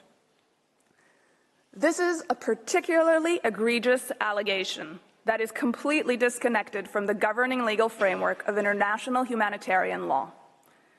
Evacuation of civilians is recognized under international humanitarian law as one of the measures that may be implemented to protect civilians from the effects of ongoing hostilities. Indeed, such evacuation may even amount to a duty that the party to the conflict has towards civilians.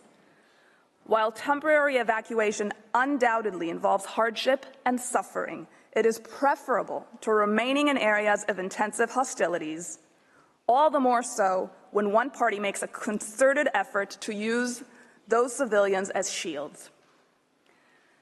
The IDF maintains a civilian harm mitigation unit to undertake this task. It works full-time to provide advance notice of areas in which the IDF intends to intensify its activities, coordinate travel routes for civilians, and secure these routes.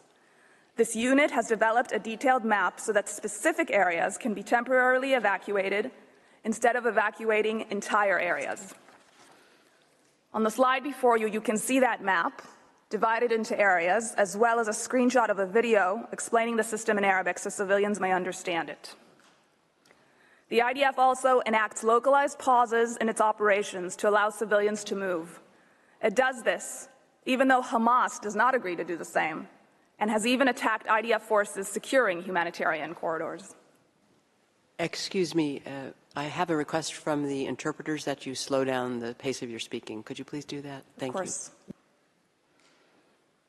Yesterday, South Africa stated that the IDF gave 24 hours notice to civilians in northern Gaza to evacuate. In fact, the IDF urged civilians to evacuate to southern Gaza for over 3 weeks before it started its ground operation. 3 weeks that provided Hamas with advance knowledge of where and when the IDF would be operating.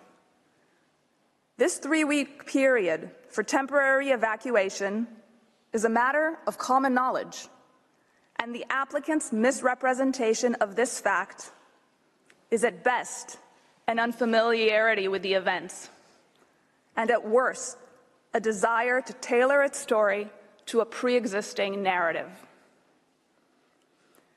The IDF employs a range of additional measures in accordance with the obligation to take precautionary measures under international humanitarian law.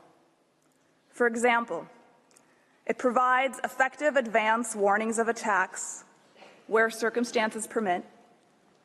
To date, the IDF has dropped millions of leaflets over areas of expected attacks with instructions to evacuate and how to do so, broadcast countless messages over radio and through social media, warning civilians to distance themselves from Hamas operations, and made over 70,000 individual phone calls, including to occupants of the targets, warning them of impending attacks.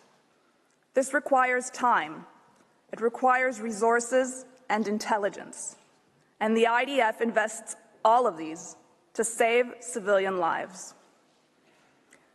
Here you can see the IDF's Arabic Twitter account providing information for civilians to evacuate specific areas, including the location of shelters nearby. Yet the applicant astonishingly claims that these efforts are in themselves genocidal. In other words, a measure intended to mitigate harm to the civilian population, sometimes exceeding the requirements of international humanitarian law, is proof, according to the applicant, of Israel's intent to commit genocide, when in fact it proves the exact opposite. My third topic, with respect to the humanitarian situation. Much attention was given by South Africa to this situation. Despite Israel's efforts to mitigate harm, there is no question that many civilians in Gaza are suffering as a result of the war that Hamas began. While Israel is seeking to minimize civilian harm, Hamas is doing everything in its power to use the civilian population and civilian infrastructure for its own protection, thwarting humanitarian efforts aimed at alleviating the distress of the civilian population. Further illustration on Hamas's tactics and Israel's efforts can be found in tabs 4 and 9 of the volume provided to the court. I now turn to describe just some of the humanitarian coordination efforts that Israel has been engaged in, and Mr. Sender will further expand on this. Israel maintains a dedicated military unit called Kogat, responsible for routine coordination with international organizations in Gaza with respect to various humanitarian aspects. It is Kogat that mans and operates the crossings between Israel and Gaza. This includes the Erez crossing, through which prior to October 7, almost 20,000 Gazans passed through into Israel daily for work. South Africa showed a map yesterday, with the Erez crossing marked closed. What it failed to note is that the crossing was attacked on October 7th by Hamas, which murdered and kidnapped Kogat staff and caused significant damage. Here you can see some of that damage. Nevertheless, Kogat works around the clock to fulfill its role. Its large professional staff run numerous initiatives, of which I will only mention a few. First, Kogat manages a mechanism by which it maintains an up-to-date picture of the needs in Gaza. It does this with the UN, other international organizations, and states, whose representatives sit in Kogat's offices. Kogat uses this monitoring to help donor states and organizations prioritize their aid efforts to fit the evolving situation on the ground. Second, Kogat facilitates the entry of aid into Gaza. Israel has publicly stated repeatedly that there is no limit on the amount of food, water, shelter, or medical supplies that can be brought into Gaza. To increase capacity, Kogat has reopened the Kerem Shalom crossing, as acknowledged by the Security Council in Resolution 2720, despite Hamas putting it under fire. Israel has offered to extend operating hours at the crossing if there is a capacity to receive the goods by international organizations on the Gazan side. Third, COGAT works to reinforce and strengthen medical services. COGAT has facilitated the huge logistical challenge of establishing 4 field hospitals in Gaza, and more are being set up, and 2 floating hospitals. It has facilitated the entry of new ambulances into Gaza, and Israel has even coordinated airdrops of aid over Gaza by Jordan, coordinating these flights with the Israel Air Force operating in Gaza.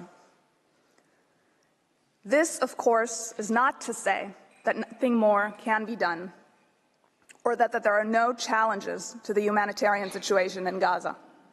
Such challenges exist and change according to the evolving circumstances of the conflict. But it is to say that the charge of genocide in the face of these extensive efforts is frankly untenable. It is an inconvenient truth for the applicant's case, but one of the most significant challenges is the fact that Hamas commandeers consignments into Gaza and controls their distribution. Gazan residents have reported that Hamas is regularly stealing aid at the expense of its own population for the benefit of its fighters. This is a tweet stating that fuel and medical equipment was stolen by purported Hamas members from an UNRWA warehouse. UNRWA later deleted the tweet, perhaps under pressure from the authorities. Here you can see Hamas commandeering an aid truck. And here is another example. Because Hamas for years has used aid consignments to smuggle weapons, security checks of all goods going into Gaza are required, as acknowledged by international humanitarian law. Hamas has time and again hoarded fuel, including during the current conflict, which it uses for military purposes to sustain ventilation in its expansive underground tunnel network and for its continued attacks against Israel. Nevertheless, in coordination with the UN, Israel enables fuel to enter Gaza to service essential infrastructure, such as sewage treatment, desalination plants, water pumps and hospitals, and cellular infrastructure for maintaining communication. Israel remains committed to helping international organizations and states involved in the aid effort to overcome these hurdles and consistently increase the amount of aid and services available to the population in Gaza, as will be further described by Mr. Sender. Here, a picture of incubators that the IDF provided to Shifa Hospital. Here, a picture of an ambulance convoy coordinated by COGAT. A picture of consignments. A picture of ambulances, the entry of which was coordinated by COGAT. And finally, more consignments waiting to enter Gaza. Madam President, members of the Court, in the time allotted, I have been able to describe only some of Israel's efforts to mitigate civilian harm and to address the humanitarian situation in Gaza. But even this mere fraction is enough to demonstrate how tendentious and partial the applicant's presentation of these facts is, and certainly enough to conclude that the allegation of intent to commit genocide is baseless. If Israel had such intent, would it delay a ground maneuver for weeks, urging civilians to seek safer space, and in doing so, sacrificing operational advantage?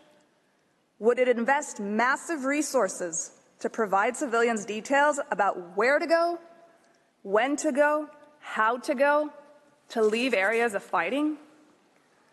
Would it maintain a dedicated unit staffed with experts whose sole role is to facilitate aid and who continue to do so despite having their staff killed and kidnapped? When a population is ruled by a terrorist organization that cares more about wiping out its neighbor than about protecting its own civilians, there are acute challenges in protecting the civilian population. Those challenges are exacerbated by the dynamic and evolving nature of intense hostilities in an urban area, where the enemy exploits hospitals, shelters, and critical infrastructure. Would Israel work continuously with international organizations and states, even reaching out to them on its own initiative, to find solutions to these challenges if it were seeking to destroy the population? Israel's efforts to mitigate the ravages of this war on civilians are the very opposite of intent to destroy them. Under these circumstances, far from being the only inference that could reasonably be drawn from Israel's pattern of conduct, intent to commit genocide is not even a plausible inference. Madam President, members of the Court, that concludes my statement. I thank you for your kind attention, and I ask that you now invite Mr. Sender to the podium.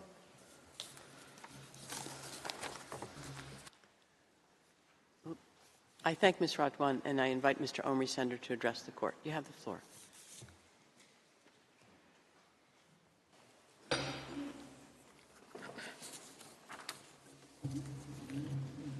you. Madam President, members of the Court, it is an honor to appear before you today on behalf of the State of Israel.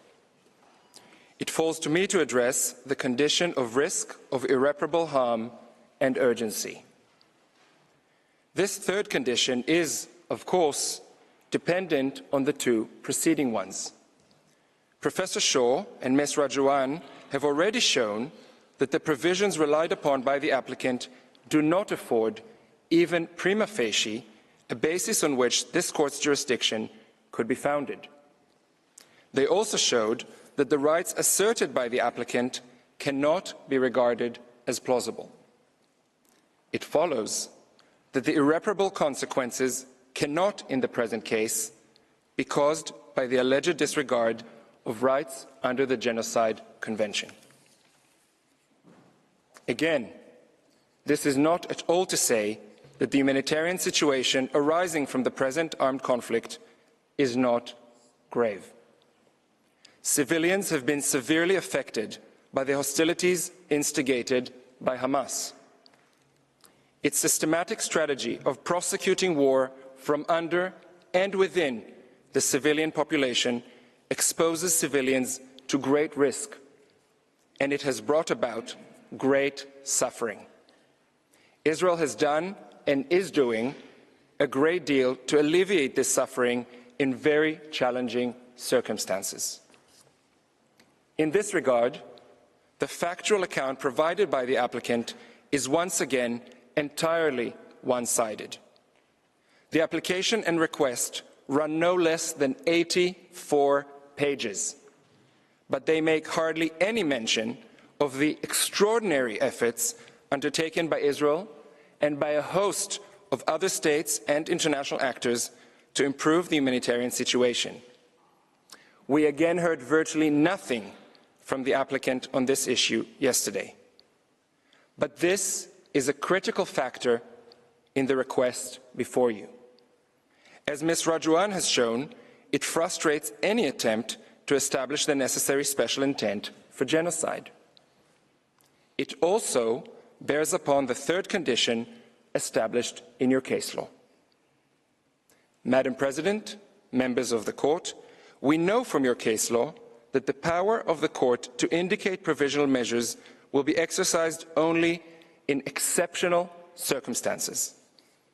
There needs to be, as you have said, a real and imminent risk that irreparable prejudice will be caused to the rights claimed before the Court gives its final decision. Your order in the Myanmar case, in which the Genocide Convention was also invoked, suggests that the adoption, and I quote, of concrete measures aimed specifically at recognizing and ensuring the right, end of quote, of the group in question to exist would mean that irreparable harm and urgency cannot be established. Precisely such concrete measures have been taken by Israel. which has been facilitating the provision of more and more humanitarian assistance for people in need throughout the Gaza Strip. These steps have not only been increasing so as to meet the developing situation on the ground. They are continuously undertaken specifically in order to prevent harm to the civilian population. These efforts have had an impact. Just last week, for example, with the assistance of the World Food Programme, a dozen bakeries reopened with the capacity to produce more than 2 million breads a day. The World Food Programme has said the delivery of flour, salt, sugar and yeast continues so as to enable more bakeries to reopen, increasing accessibility and affordability for thousands of families. And since the applicant mentioned yesterday the number of trucks entering Gaza each day before and after the war, the accurate average number for trucks specifically carrying food is 70 trucks a day before the war and 109 trucks a day over the last 2 weeks. All this information may be found in your judge's folder. Access to water has also been a priority. As with food supplies, there is no restriction on the amount of water that may enter Gaza. Israel continues to supply its own water to Gaza by 2 pipelines. It facilitates the delivery of bottled water in large quantities, and it repairs and indeed expands water infrastructure that has been damaged by the fighting. An additional water pipe bringing water into southern Gaza from Egypt began operating a few weeks ago. Access to medical supplies and services is also growing. Israel has so far facilitated the establishment of 4 field hospitals and 2 floating hospitals. The establishment of 2 more hospitals is underway. Israel is facilitating the entry of medical teams into Gaza, as also vaccinations, including in cooperation with UNICEF. Ill and wounded persons are being evacuated through the Rafah border crossing to Egypt, the United Arab Emirates, Turkey, Qatar, and Jordan. Tents and winter equipment are being distributed as well. The constant delivery of fuel and cooking gas is also facilitated. According to official data, again in your judges' folders, from 8 December, the amount of fuel entering Gaza has doubled and currently stands at 180,000 liters a day. This is a target amount requested by the UN itself. Since 21 December, the amount of cooking gas entering Gaza has also doubled, now standing at an average of 90 tons per day. Details of this kind concerning the various ongoing humanitarian efforts are updated every single day on a designated English website of COGAT, the unit in the Ministry of Defense in charge of monitoring the humanitarian situation. When pressing needs are identified, solutions are soon coordinated. A great effort is indeed invested in eliminating bottlenecks so as to improve the entrance and distribution of aid, notwithstanding Hamas constantly stealing it. As you have heard, a joint operations room involving Israel, Egypt, the United States and the UN operates daily to solve in real time logistical difficulties. Israel also coordinates with various UN agencies and the ICRC to address their own needs.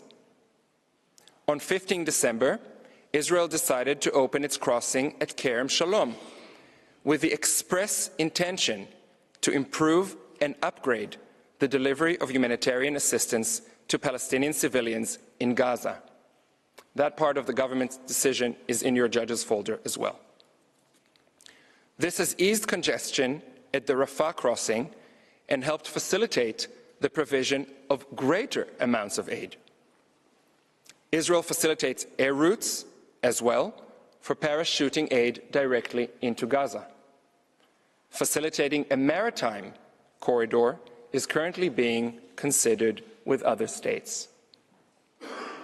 Madam President, members of the court, again, these are just some examples.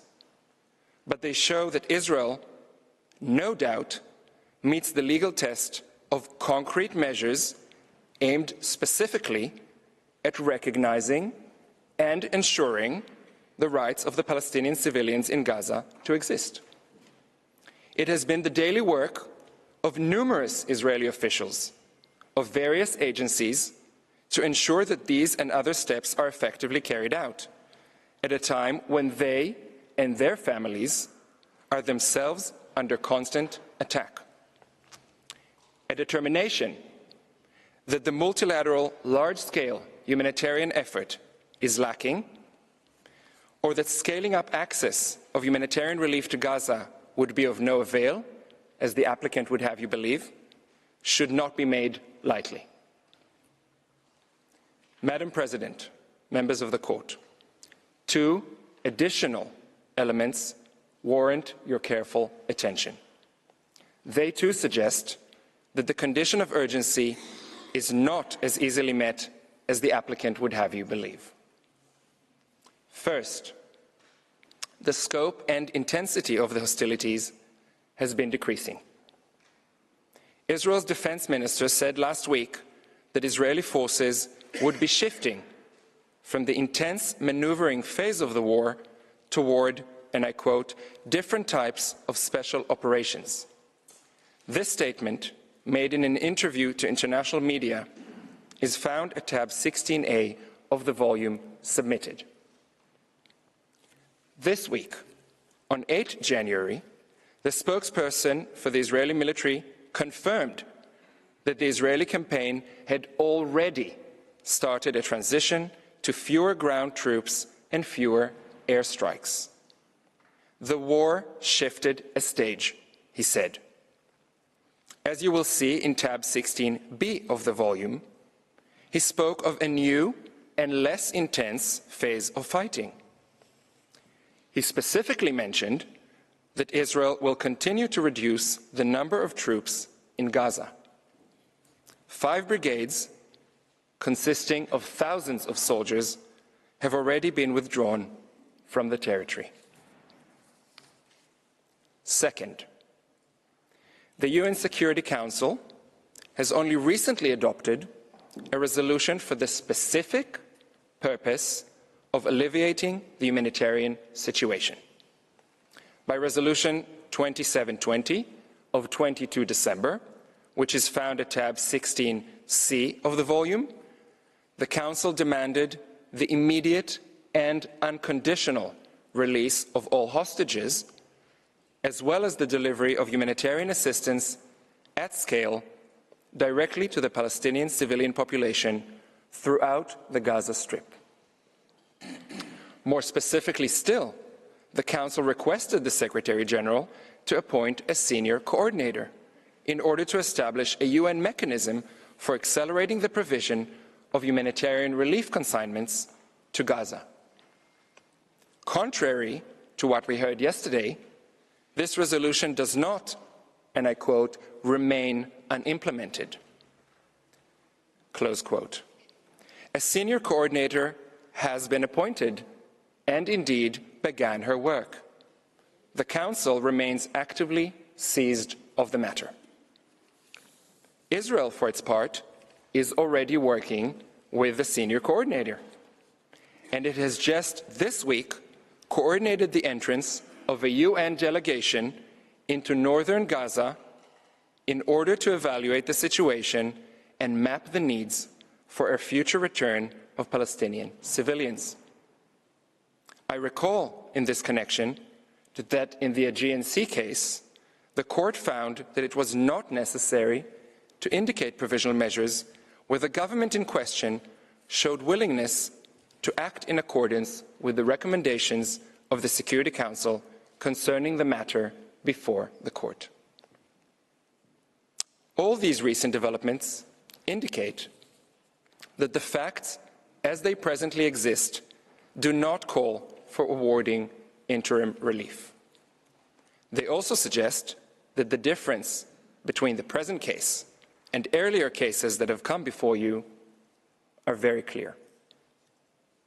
Finally, the lack of urgency within the meaning of the court's case law is further demonstrated by assurances provided before you today by Israel's co-agents. They could not be clearer in stating that Israel remains bound at all times by its international legal obligations. Needless to say, this includes Israel's obligations as a state party to the Genocide Convention. The applicant will have this court say that it cannot take the word of a state. That would be not only unfortunate, it would also be contrary to the law on unilateral declarations of states. Unsurprisingly, your consistent case law suggests that assurances of the kind offered by Israel may well render the indication of provisional measures unnecessary. Madam President, members of the court, the conclusion is that the condition of irreparable prejudice and urgency cannot be met. It is Israel and its citizens who would risk irreparable harm if the request of South Africa were to be granted. Madam President, distinguished members of the court, that concludes my statement. I thank you for your kind attention, and I ask that you now invite Mr. Staker to the podium. I thank Mr. Sender, and I now invite Mr. Christopher Staker to take the floor. You have the floor, sir.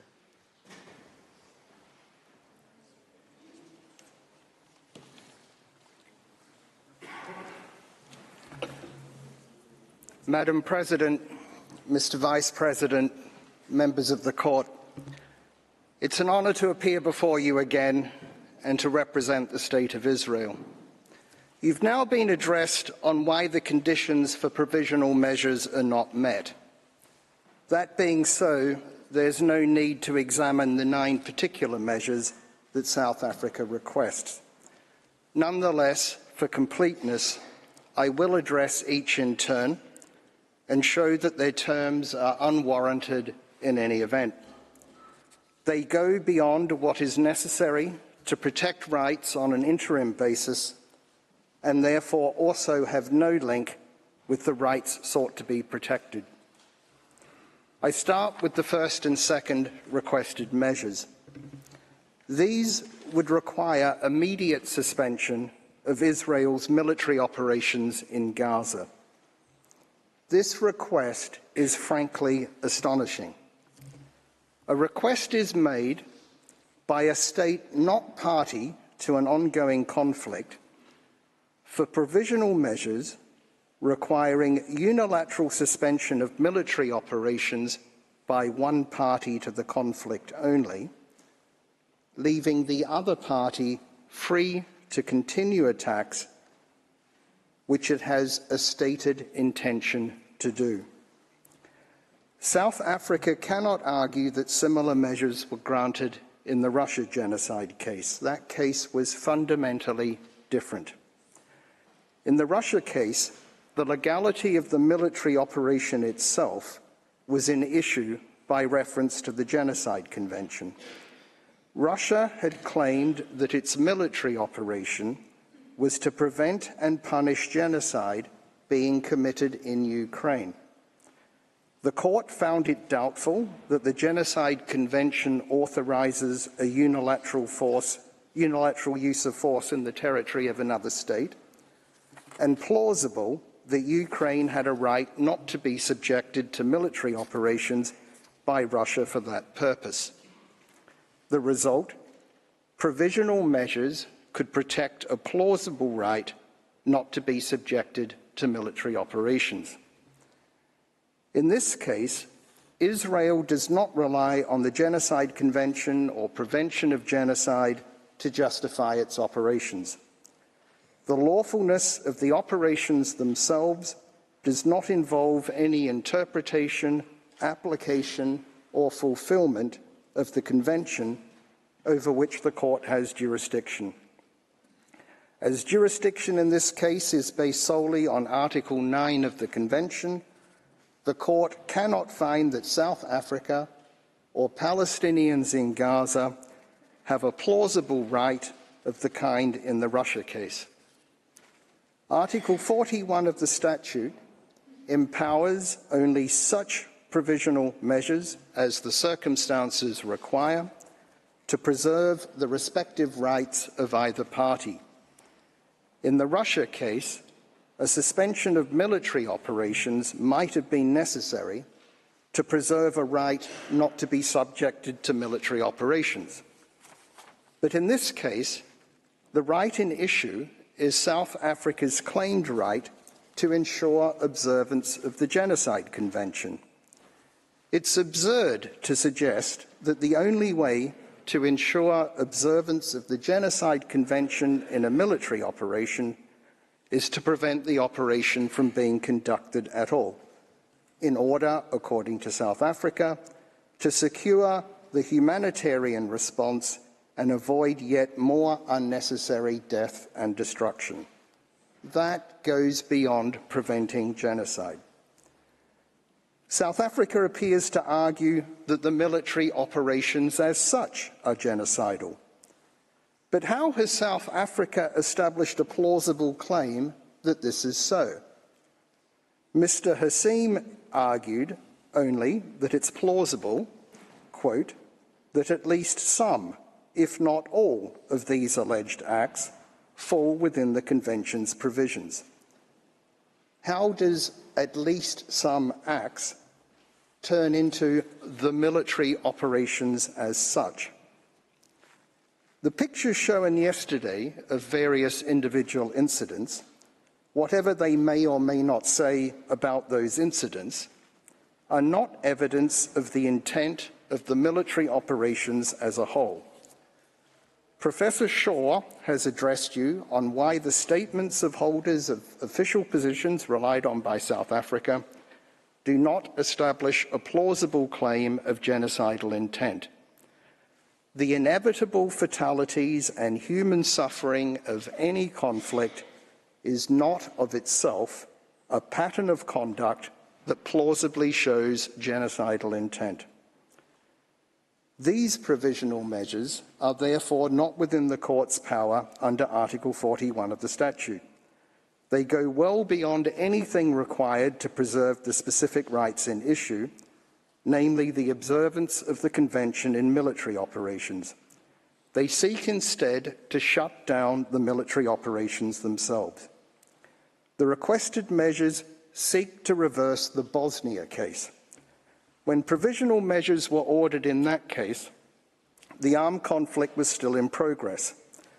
The allegations in that case were similar to those made in this case. Bosnia and Herzegovina specifically requested a provisional measure requiring Yugoslavia to cease and desist from any and all types of military or paramilitary activities against the people, state, and government of Bosnia and Herzegovina.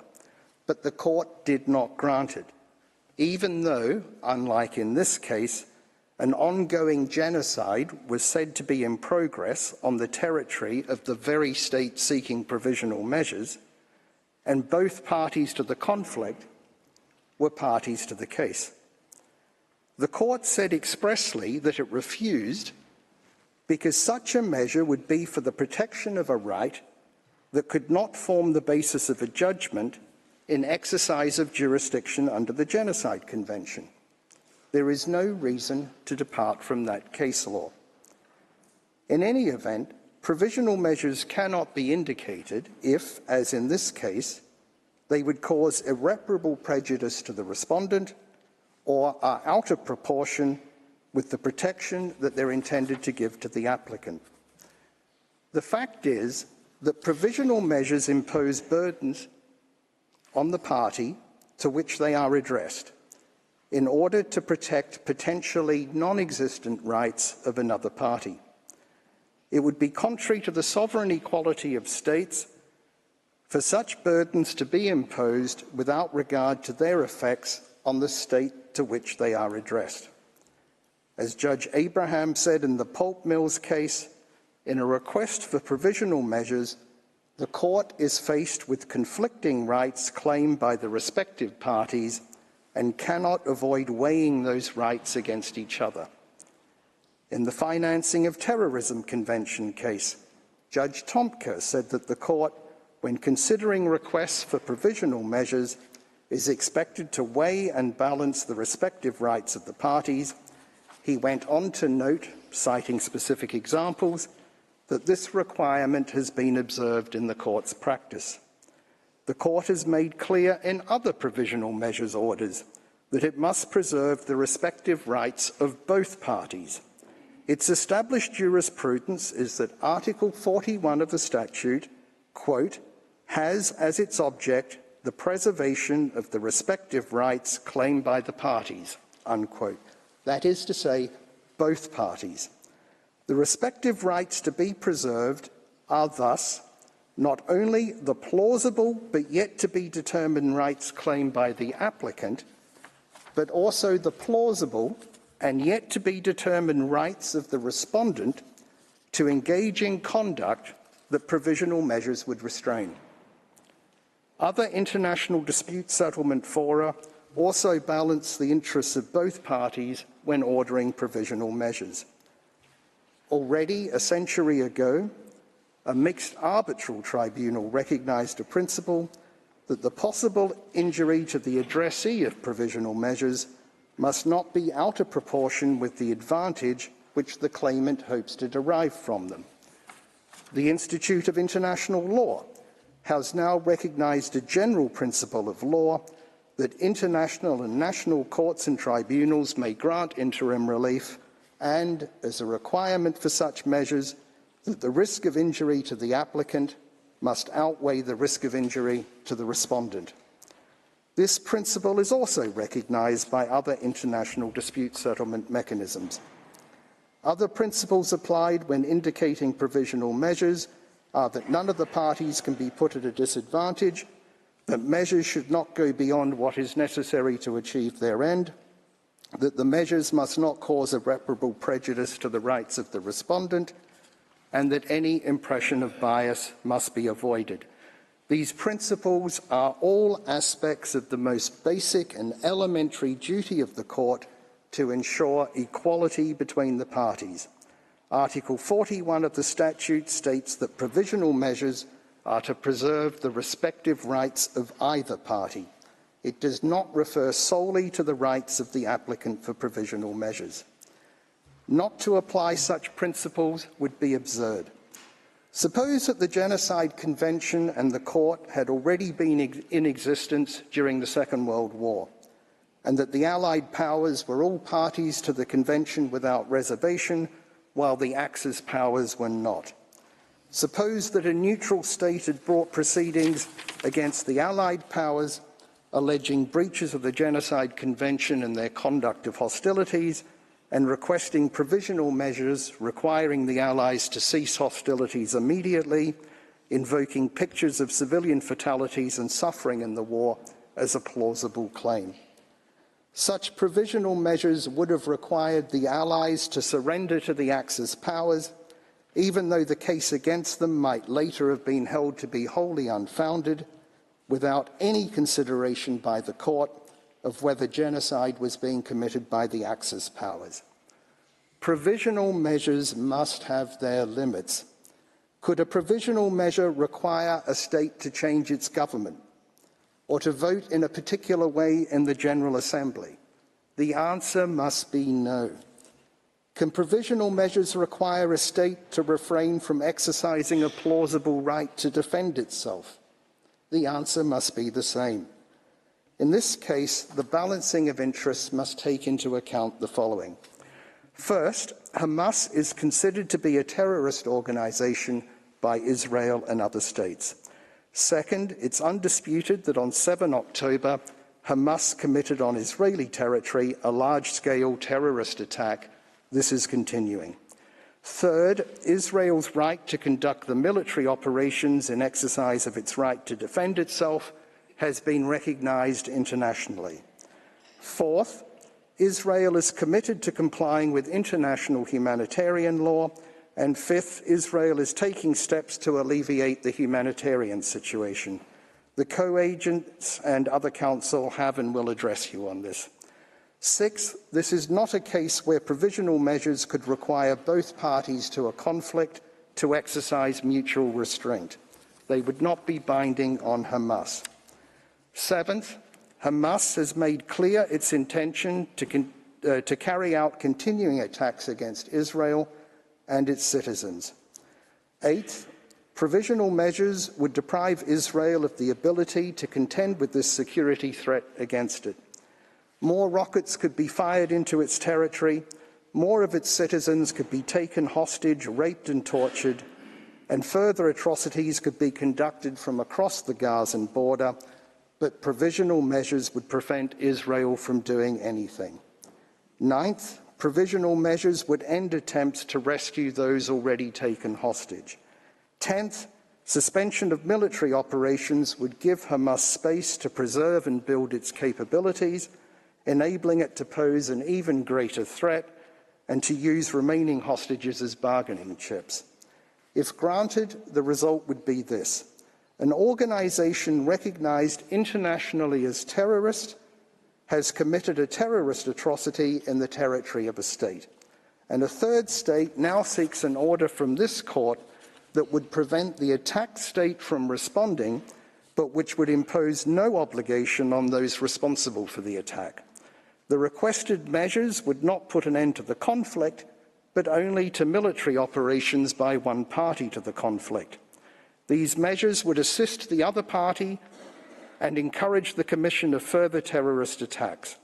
In this respect also, the Russia case is fundamentally distinguishable from this case. Provisional measures should be a temporary shield to preserve claimed but as yet unproven rights pending a decision on the merits. Instead, they're being used here as a sword to give an advantage to one party in a conflict over another. The irreparable prejudice to Israel is obvious. So is the lack of proportionality. Madam President, members of the court, Israel's position is that there is no conceivable basis on which the first two provisional measures could be ordered. I turn then to the third requested measure. This would require Israel to take all reasonable measures to prevent genocide. This is analogous to the first provisional measure in both the Bosnia case and the Myanmar case. There are two further objections to this measure. First, its wording is not confined to the current military operations in Gaza. It's expressed to apply in relation to the Palestinian people generally. This opens the possibility to later claims that actions by Israel having nothing to do with Gaza are in breach of this provisional measure. While the Convention obligation to prevent genocide may not be confined to current operations in Gaza, the subject matter of this case is. There is no justification for the provisional measure to extend beyond the claim itself. This particular objection applies also to the fourth and seventh requested measure. A second objection is that this third provisional measure would impose the same obligation on South Africa as well. No reason is given for this. The other requested provisional measures do not apply to South Africa. Why this one? Is South Africa saying it may fail to comply with its obligation to prevent genocide if not compelled to do so by a provisional measure? Unlikely. Rather, through this provisional measure, South Africa appears to seek a special mandate from the court to act internationally in relation to Palestinian issues on the basis that it seeks to prevent genocide. Indeed, if South Africa's right to bring these proceedings was disputed, South Africa might argue that this provisional measure gives it the right. However, provisional measures cannot confer special mandates on states, and no justification for doing so is established in any event. The third provisional measure should therefore not be granted. I move on to the fourth requested measure. This would require Israel to desist from committing acts within the scope of Article 2 of the Convention. There are fundamental objections to this measure. First, it has no counterpart in the provisional measures ordered in the Bosnia and Myanmar cases. What's the need for this special novel measure? No explanation is given. Second, it uses the word desist, which implies that violations of the Convention by Israel are occurring. It seeks an implied ruling on the merits. In the Bosnia case, you declined to grant a provisional measure requested by Bosnia and Herzegovina that Yugoslavia must cease and desist from all acts of genocide. You should also refuse this request. It's one thing to call on a state to comply with its obligations under the Convention. It's quite another to imply that a state has failed to do so. While provisional measures are without prejudice to the merits, such an implied finding will tarnish the reputation of the respondent state, which is not only unprincipled, but also unnecessary within the meaning of Article 41 of the statute to protect claimed rights on an interim basis. Third, this measure refers to acts within the scope of Article 2 of the Convention.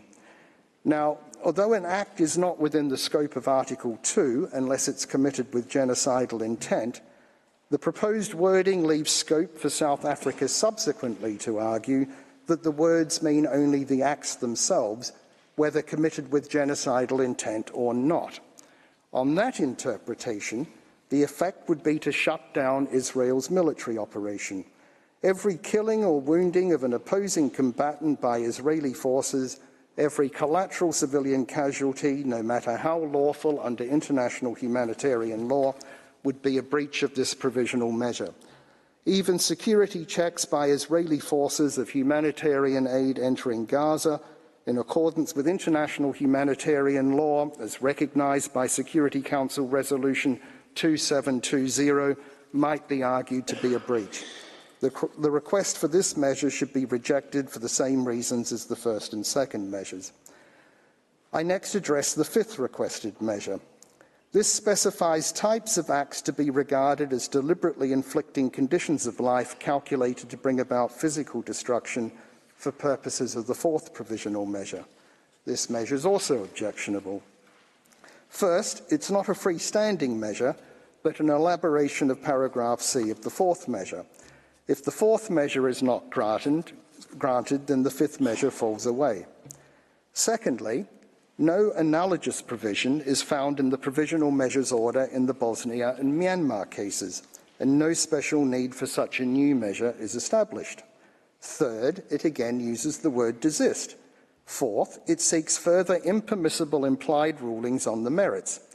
For instance, it refers to so-called expulsion and forced displacement of Palestinians from their homes. This is an apparent reference to Israel's practice of issuing calls for civilians to temporarily evacuate areas of intense hostilities, which is in fact a measure to mitigate harm to civilians. This measure thus seeks the court's ruling that evacuation calls amount to expulsion and forced displacement of Palestinians from their homes. Does South Africa suggest that Israel should cease giving warnings to civilians before military operations? How would that protect the rights that South Africa claims? Similarly, paragraph C of this measure seeks the court's ruling that damage to buildings in military operations, presumably even when lawful under international humanitarian law, amount to the destruction of Palestinian life in Gaza. Overall, paragraphs A to C of this measure, read together with paragraph C of the third measure, seek the court's ruling on the merits that evacuation calls, the current humanitarian situation and damage to buildings all amount to deliberately inflicting on the group conditions of life within the meaning of Article 2C of the Convention. The reality is that the conflict and the humanitarian situation cannot be resolved overnight. This provisional measure seems designed to ensure that Israel will be in breach of it as soon as it is made. Its sole purpose seems to be to prejudice the merits, not to preserve rights on an interim basis. it should also not be granted. The sixth requested measure incorporates two separate measures. The first of these would require Israel to ensure that its military and organisations and persons subject to its control do not commit acts falling within Articles 2 or 3 of the Convention. It's analogous to the second provisional measure in the Bosnia and Myanmar cases, respectively. But an objection to this is the reference to any irregular armed units or individuals that may be directed, supported, or otherwise influenced by Israel. This wording has simply been copied from the second provisional measure in the Bosnia and Myanmar cases. However, in those cases, the applications instituting proceedings expressly allege the existence of irregular armed units. The reference is inappropriate in this case. There's no suggestion of forces other than the Israel Defense Forces on whose commitment to international humanitarian law you have and will be addressed on today. The second part of the sixth provisional measure contains an obligation to punish genocide. No such provision was included in the Bosnia or Myanmar provisional measures order. Punishment of genocide is not something that needs to be done urgently in order to protect claim rights on a provisional basis. This measure should also not be granted. The seventh provisional measure also comprises two separate measures. The first would require Israel to take measures to prevent destruction of evidence. The Court has indicated such a measure on two recent occasions, but declined to do so on two other recent occasions, despite a specific request by the applicant. In the cases where it was granted, the application for provisional measures specifically alleged that evidence was being destroyed or concealed. In this case, South Africa makes just a bare assertion that there are serious concerns about the destruction of evidence and its effect on future investigation into crimes, and a hampering of scrutiny of Israel's actions. South Africa appears to suggest that the effects of the military operations themselves amount to destruction of evidence, making this yet a further provisional measure, effectively seeking a suspension of military operations. The granting of this measure would imply that there is some reason to suspect concealment of evidence when in fact none has been identified. This again would be an unprincipled and unnecessary tarnishing of reputation. The second part of this measure would require Israel not to impede access to Gaza by fact-finding missions, international mandates and other bodies. However, it is noted first that access to Gaza from Egypt is under the control of Egypt. Secondly, Israel has no obligation under international law to allow access from its territory into Gaza. Thirdly, a provisional measure to this effect was requested by the applicant in the Myanmar case, and it was not granted by the Court. The need for this measure has not been established. The eighth requested measure would require Israel to submit regular reports to the Court on measures taken to give effect to the provisional measures. Provisions for such reports were made in two recent provisional measures orders, but on four other occasions it was refused despite being specifically requested by the applicant. This shows that such measures are not routinely granted. They've been granted occasionally when specific action has been indicated. In Armenia versus Azerbaijan, the Court said that a report was necessary in view of the specific provisional measures it's decided to indicate, and in light of the undertakings made by the agent of Azerbaijan. South Africa does not justify the inclusion of such a measure. There is no shortage of publicly available Israeli material and reports about the present situation in Gaza. Finally, the ninth requested measure is a non-aggravation measure. On two recent occasions, such a measure was specifically requested by the applicant but not granted by the Court. Again, such a measure is not the norm, and again, South Africa does not justify its necessity. Provisional measures for non-aggravation have been indicated in cases where both parties have been directly involved as actors in the facts of the case, and the provisional measures have always applied equally to both parties. Thus, in Myanmar, the Court declined to grant such a measure. An obligation of non-aggravation cannot fairly be imposed on only one party to a case or only one party to a conflict. If the proposed measure was granted, South Africa would remain free to aggravate its claim dispute with Israel, and Hamas would not be impeded from escalating the conflict with Israel.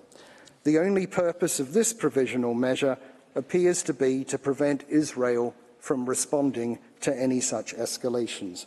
Again, there's no justification for this measure.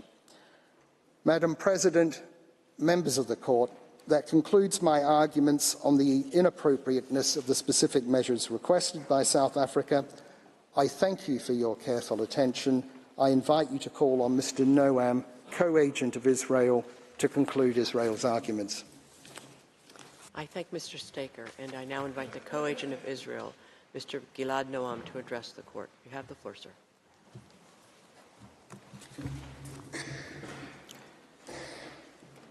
Madam President, members of the Court, Counsel have shown that the applicant has failed to make the case for the indication of provisional measures.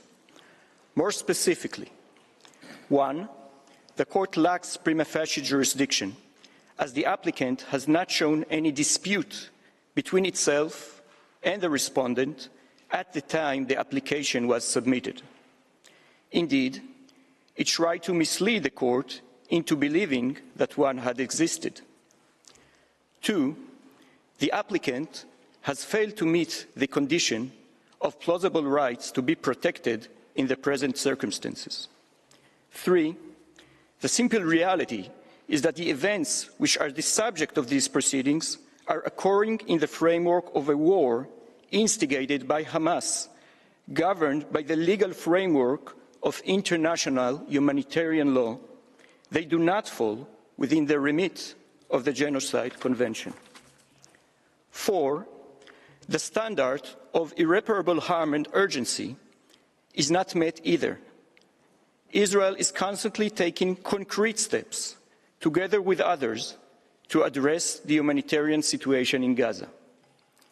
5. Finally, we have shown that each of the provisional measures sought are unwarranted and prejudicial. All this requires that we give attention to two fundamental matters arising from these proceedings. The first is that the applicant seeks to portray an image of Israel as a lawless state that regards itself as beyond and above the law. The applicant paints an image of Israel as a state in which the entire public service, military, and society have in concert discarded Israel's long-standing commitment to law and morality and become singularly consumed with destroying an entire population. That is patently false. I can attest to that firsthand as the Deputy Attorney General for International Law. In this position, I regularly advise the government on issues of international law, including humanitarian law. This has not changed since October 7th.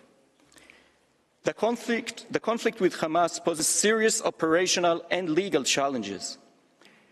In conducting close-quarter urban combat while mitigating harm to the surroundings, in seeking to put a stop to Hamas military use of hospitals while minimizing disruption of medical services, in helping civilians leave areas of the most intense fighting while Hamas forces them to stay in the line of fire, in facilitating the provision of aid when that aid is constantly stolen by Hamas to sustain its military efforts, in balancing humanitarian considerations with the need to act forcefully against an adversary that still fires rockets deep into our country and holds our citizens hostage.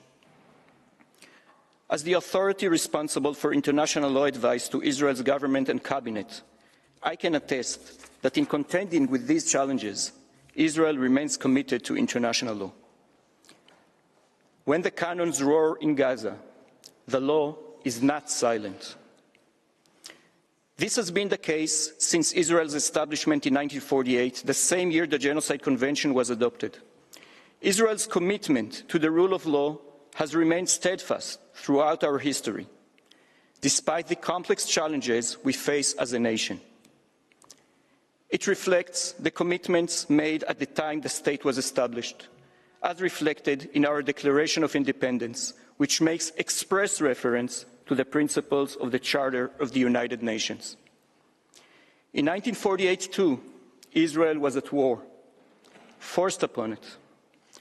Yet, despite being engaged in a war for its survival, the young state gave great importance to immediately establishing an effective, independent, and impartial legal system. Indeed, one of the first steps the newly formed IDF took in the midst of a war was to establish a military justice system. This system has evolved into an integral part of the institutional structure of the IDF. Thus, the IDF Military Advocate General holds the highest rank in the IDF, save the Chief of Staff, and is institutionally independent from the military chain of command. Her staff, including international law experts, are interwoven into all aspects of the military's activities. They provide legal training and education. They are involved in the drafting and preparation of military plans and doctrines. And they provide ongoing legal advice on a range of issues, including targeting, weaponry, and obligations towards the enemy's civilian population. This remains the case in the current conflict. The civilian legal system, including my department in the Ministry of Justice, serves as an avenue of review for the military legal system. The Attorney General stands at the head of the civilian legal system. In this position, she too enjoys full institutional independence.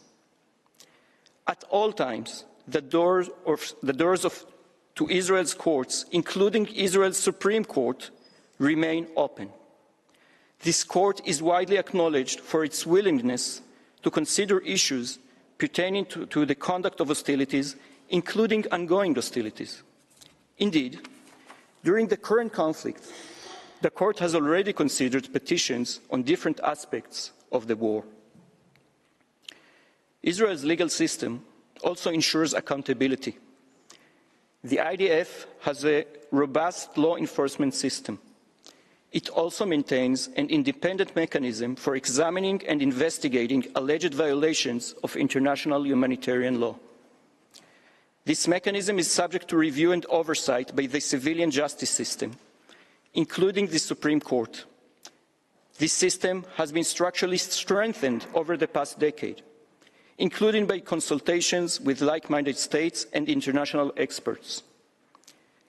Assessing incidents in large-scale hostilities outside of a state's territory requires expertise.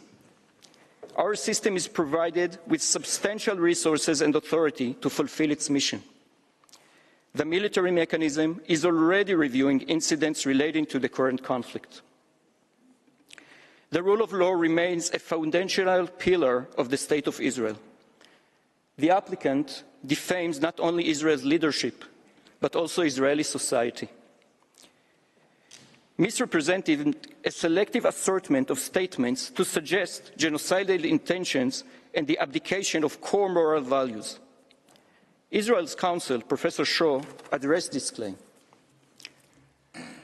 The shock, anxiety, and deep pain that have affected Israeli society since October 7th naturally lead to harsh statements regarding the enemy that is committed to, indeed driven by, destruction of Jews and Israelis. But our legal system knows how to draw a line between statements that may be troubling and even obscene, but fall within the right of freedom of speech in a democratic society, and those statements which go beyond that right. As the Attorney General reaffirmed publicly recently, any statement calling for intentional harm to civilians contradicts the policy of the State of Israel and may amount to a criminal offense, including the offense of incitement. Several such cases are currently being examined by Israeli law enforcement authorities. You will find this statement in tab 16D in the volume.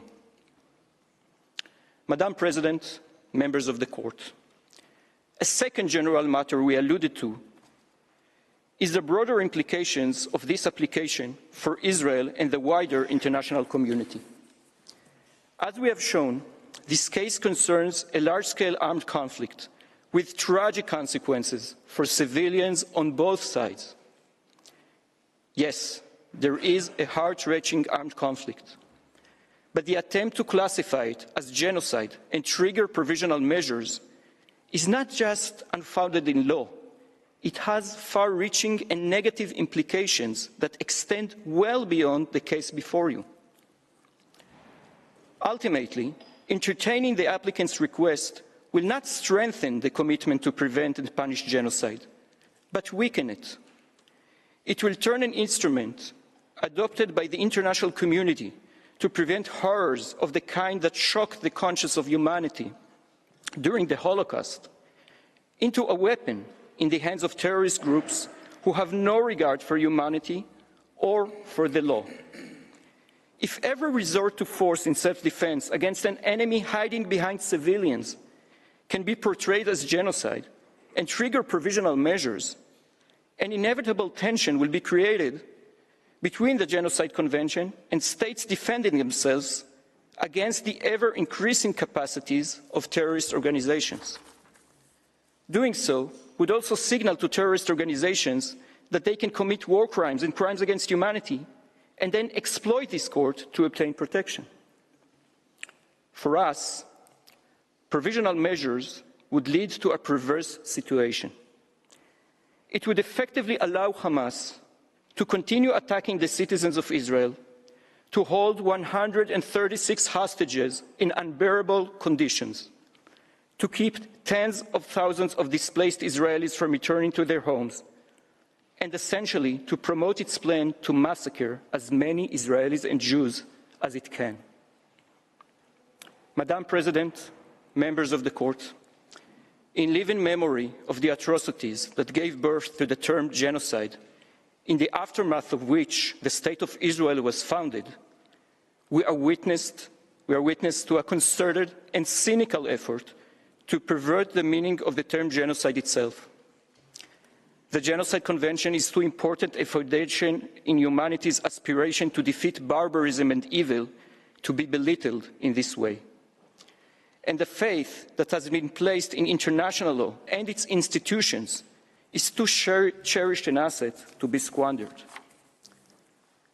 We appeal to this court not to be taken down that dangerous road.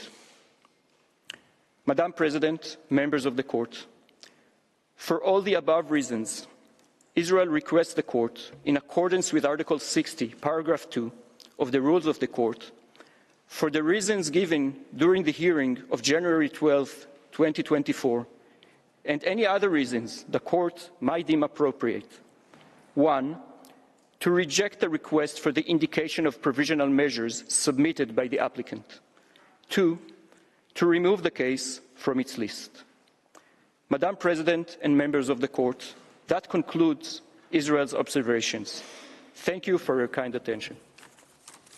I thank the co-agent of Israel, whose statement brings to an end the single round of oral argument of Israel, as well as the present series of sitting. In accordance with the usual practice, I shall request the agents of both parties to remain at the court's disposal to provide any additional information the court may require. The court will render its order on the request for the indication of provisional measures submitted by South Africa as soon as possible. The agents of the parties will be advised in due course as to the date on which the court will deliver the order in public sitting. Since the court has no other business before it today, the sitting is declared closed.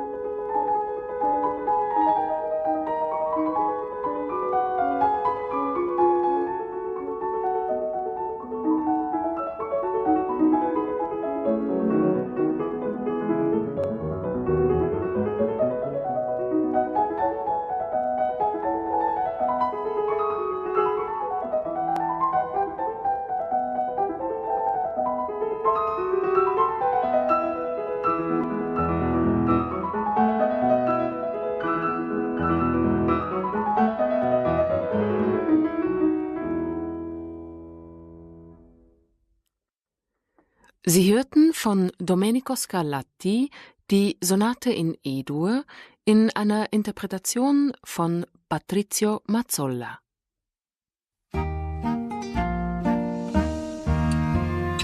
Radio Swiss Classic. Das Klassikradio der SRG SSR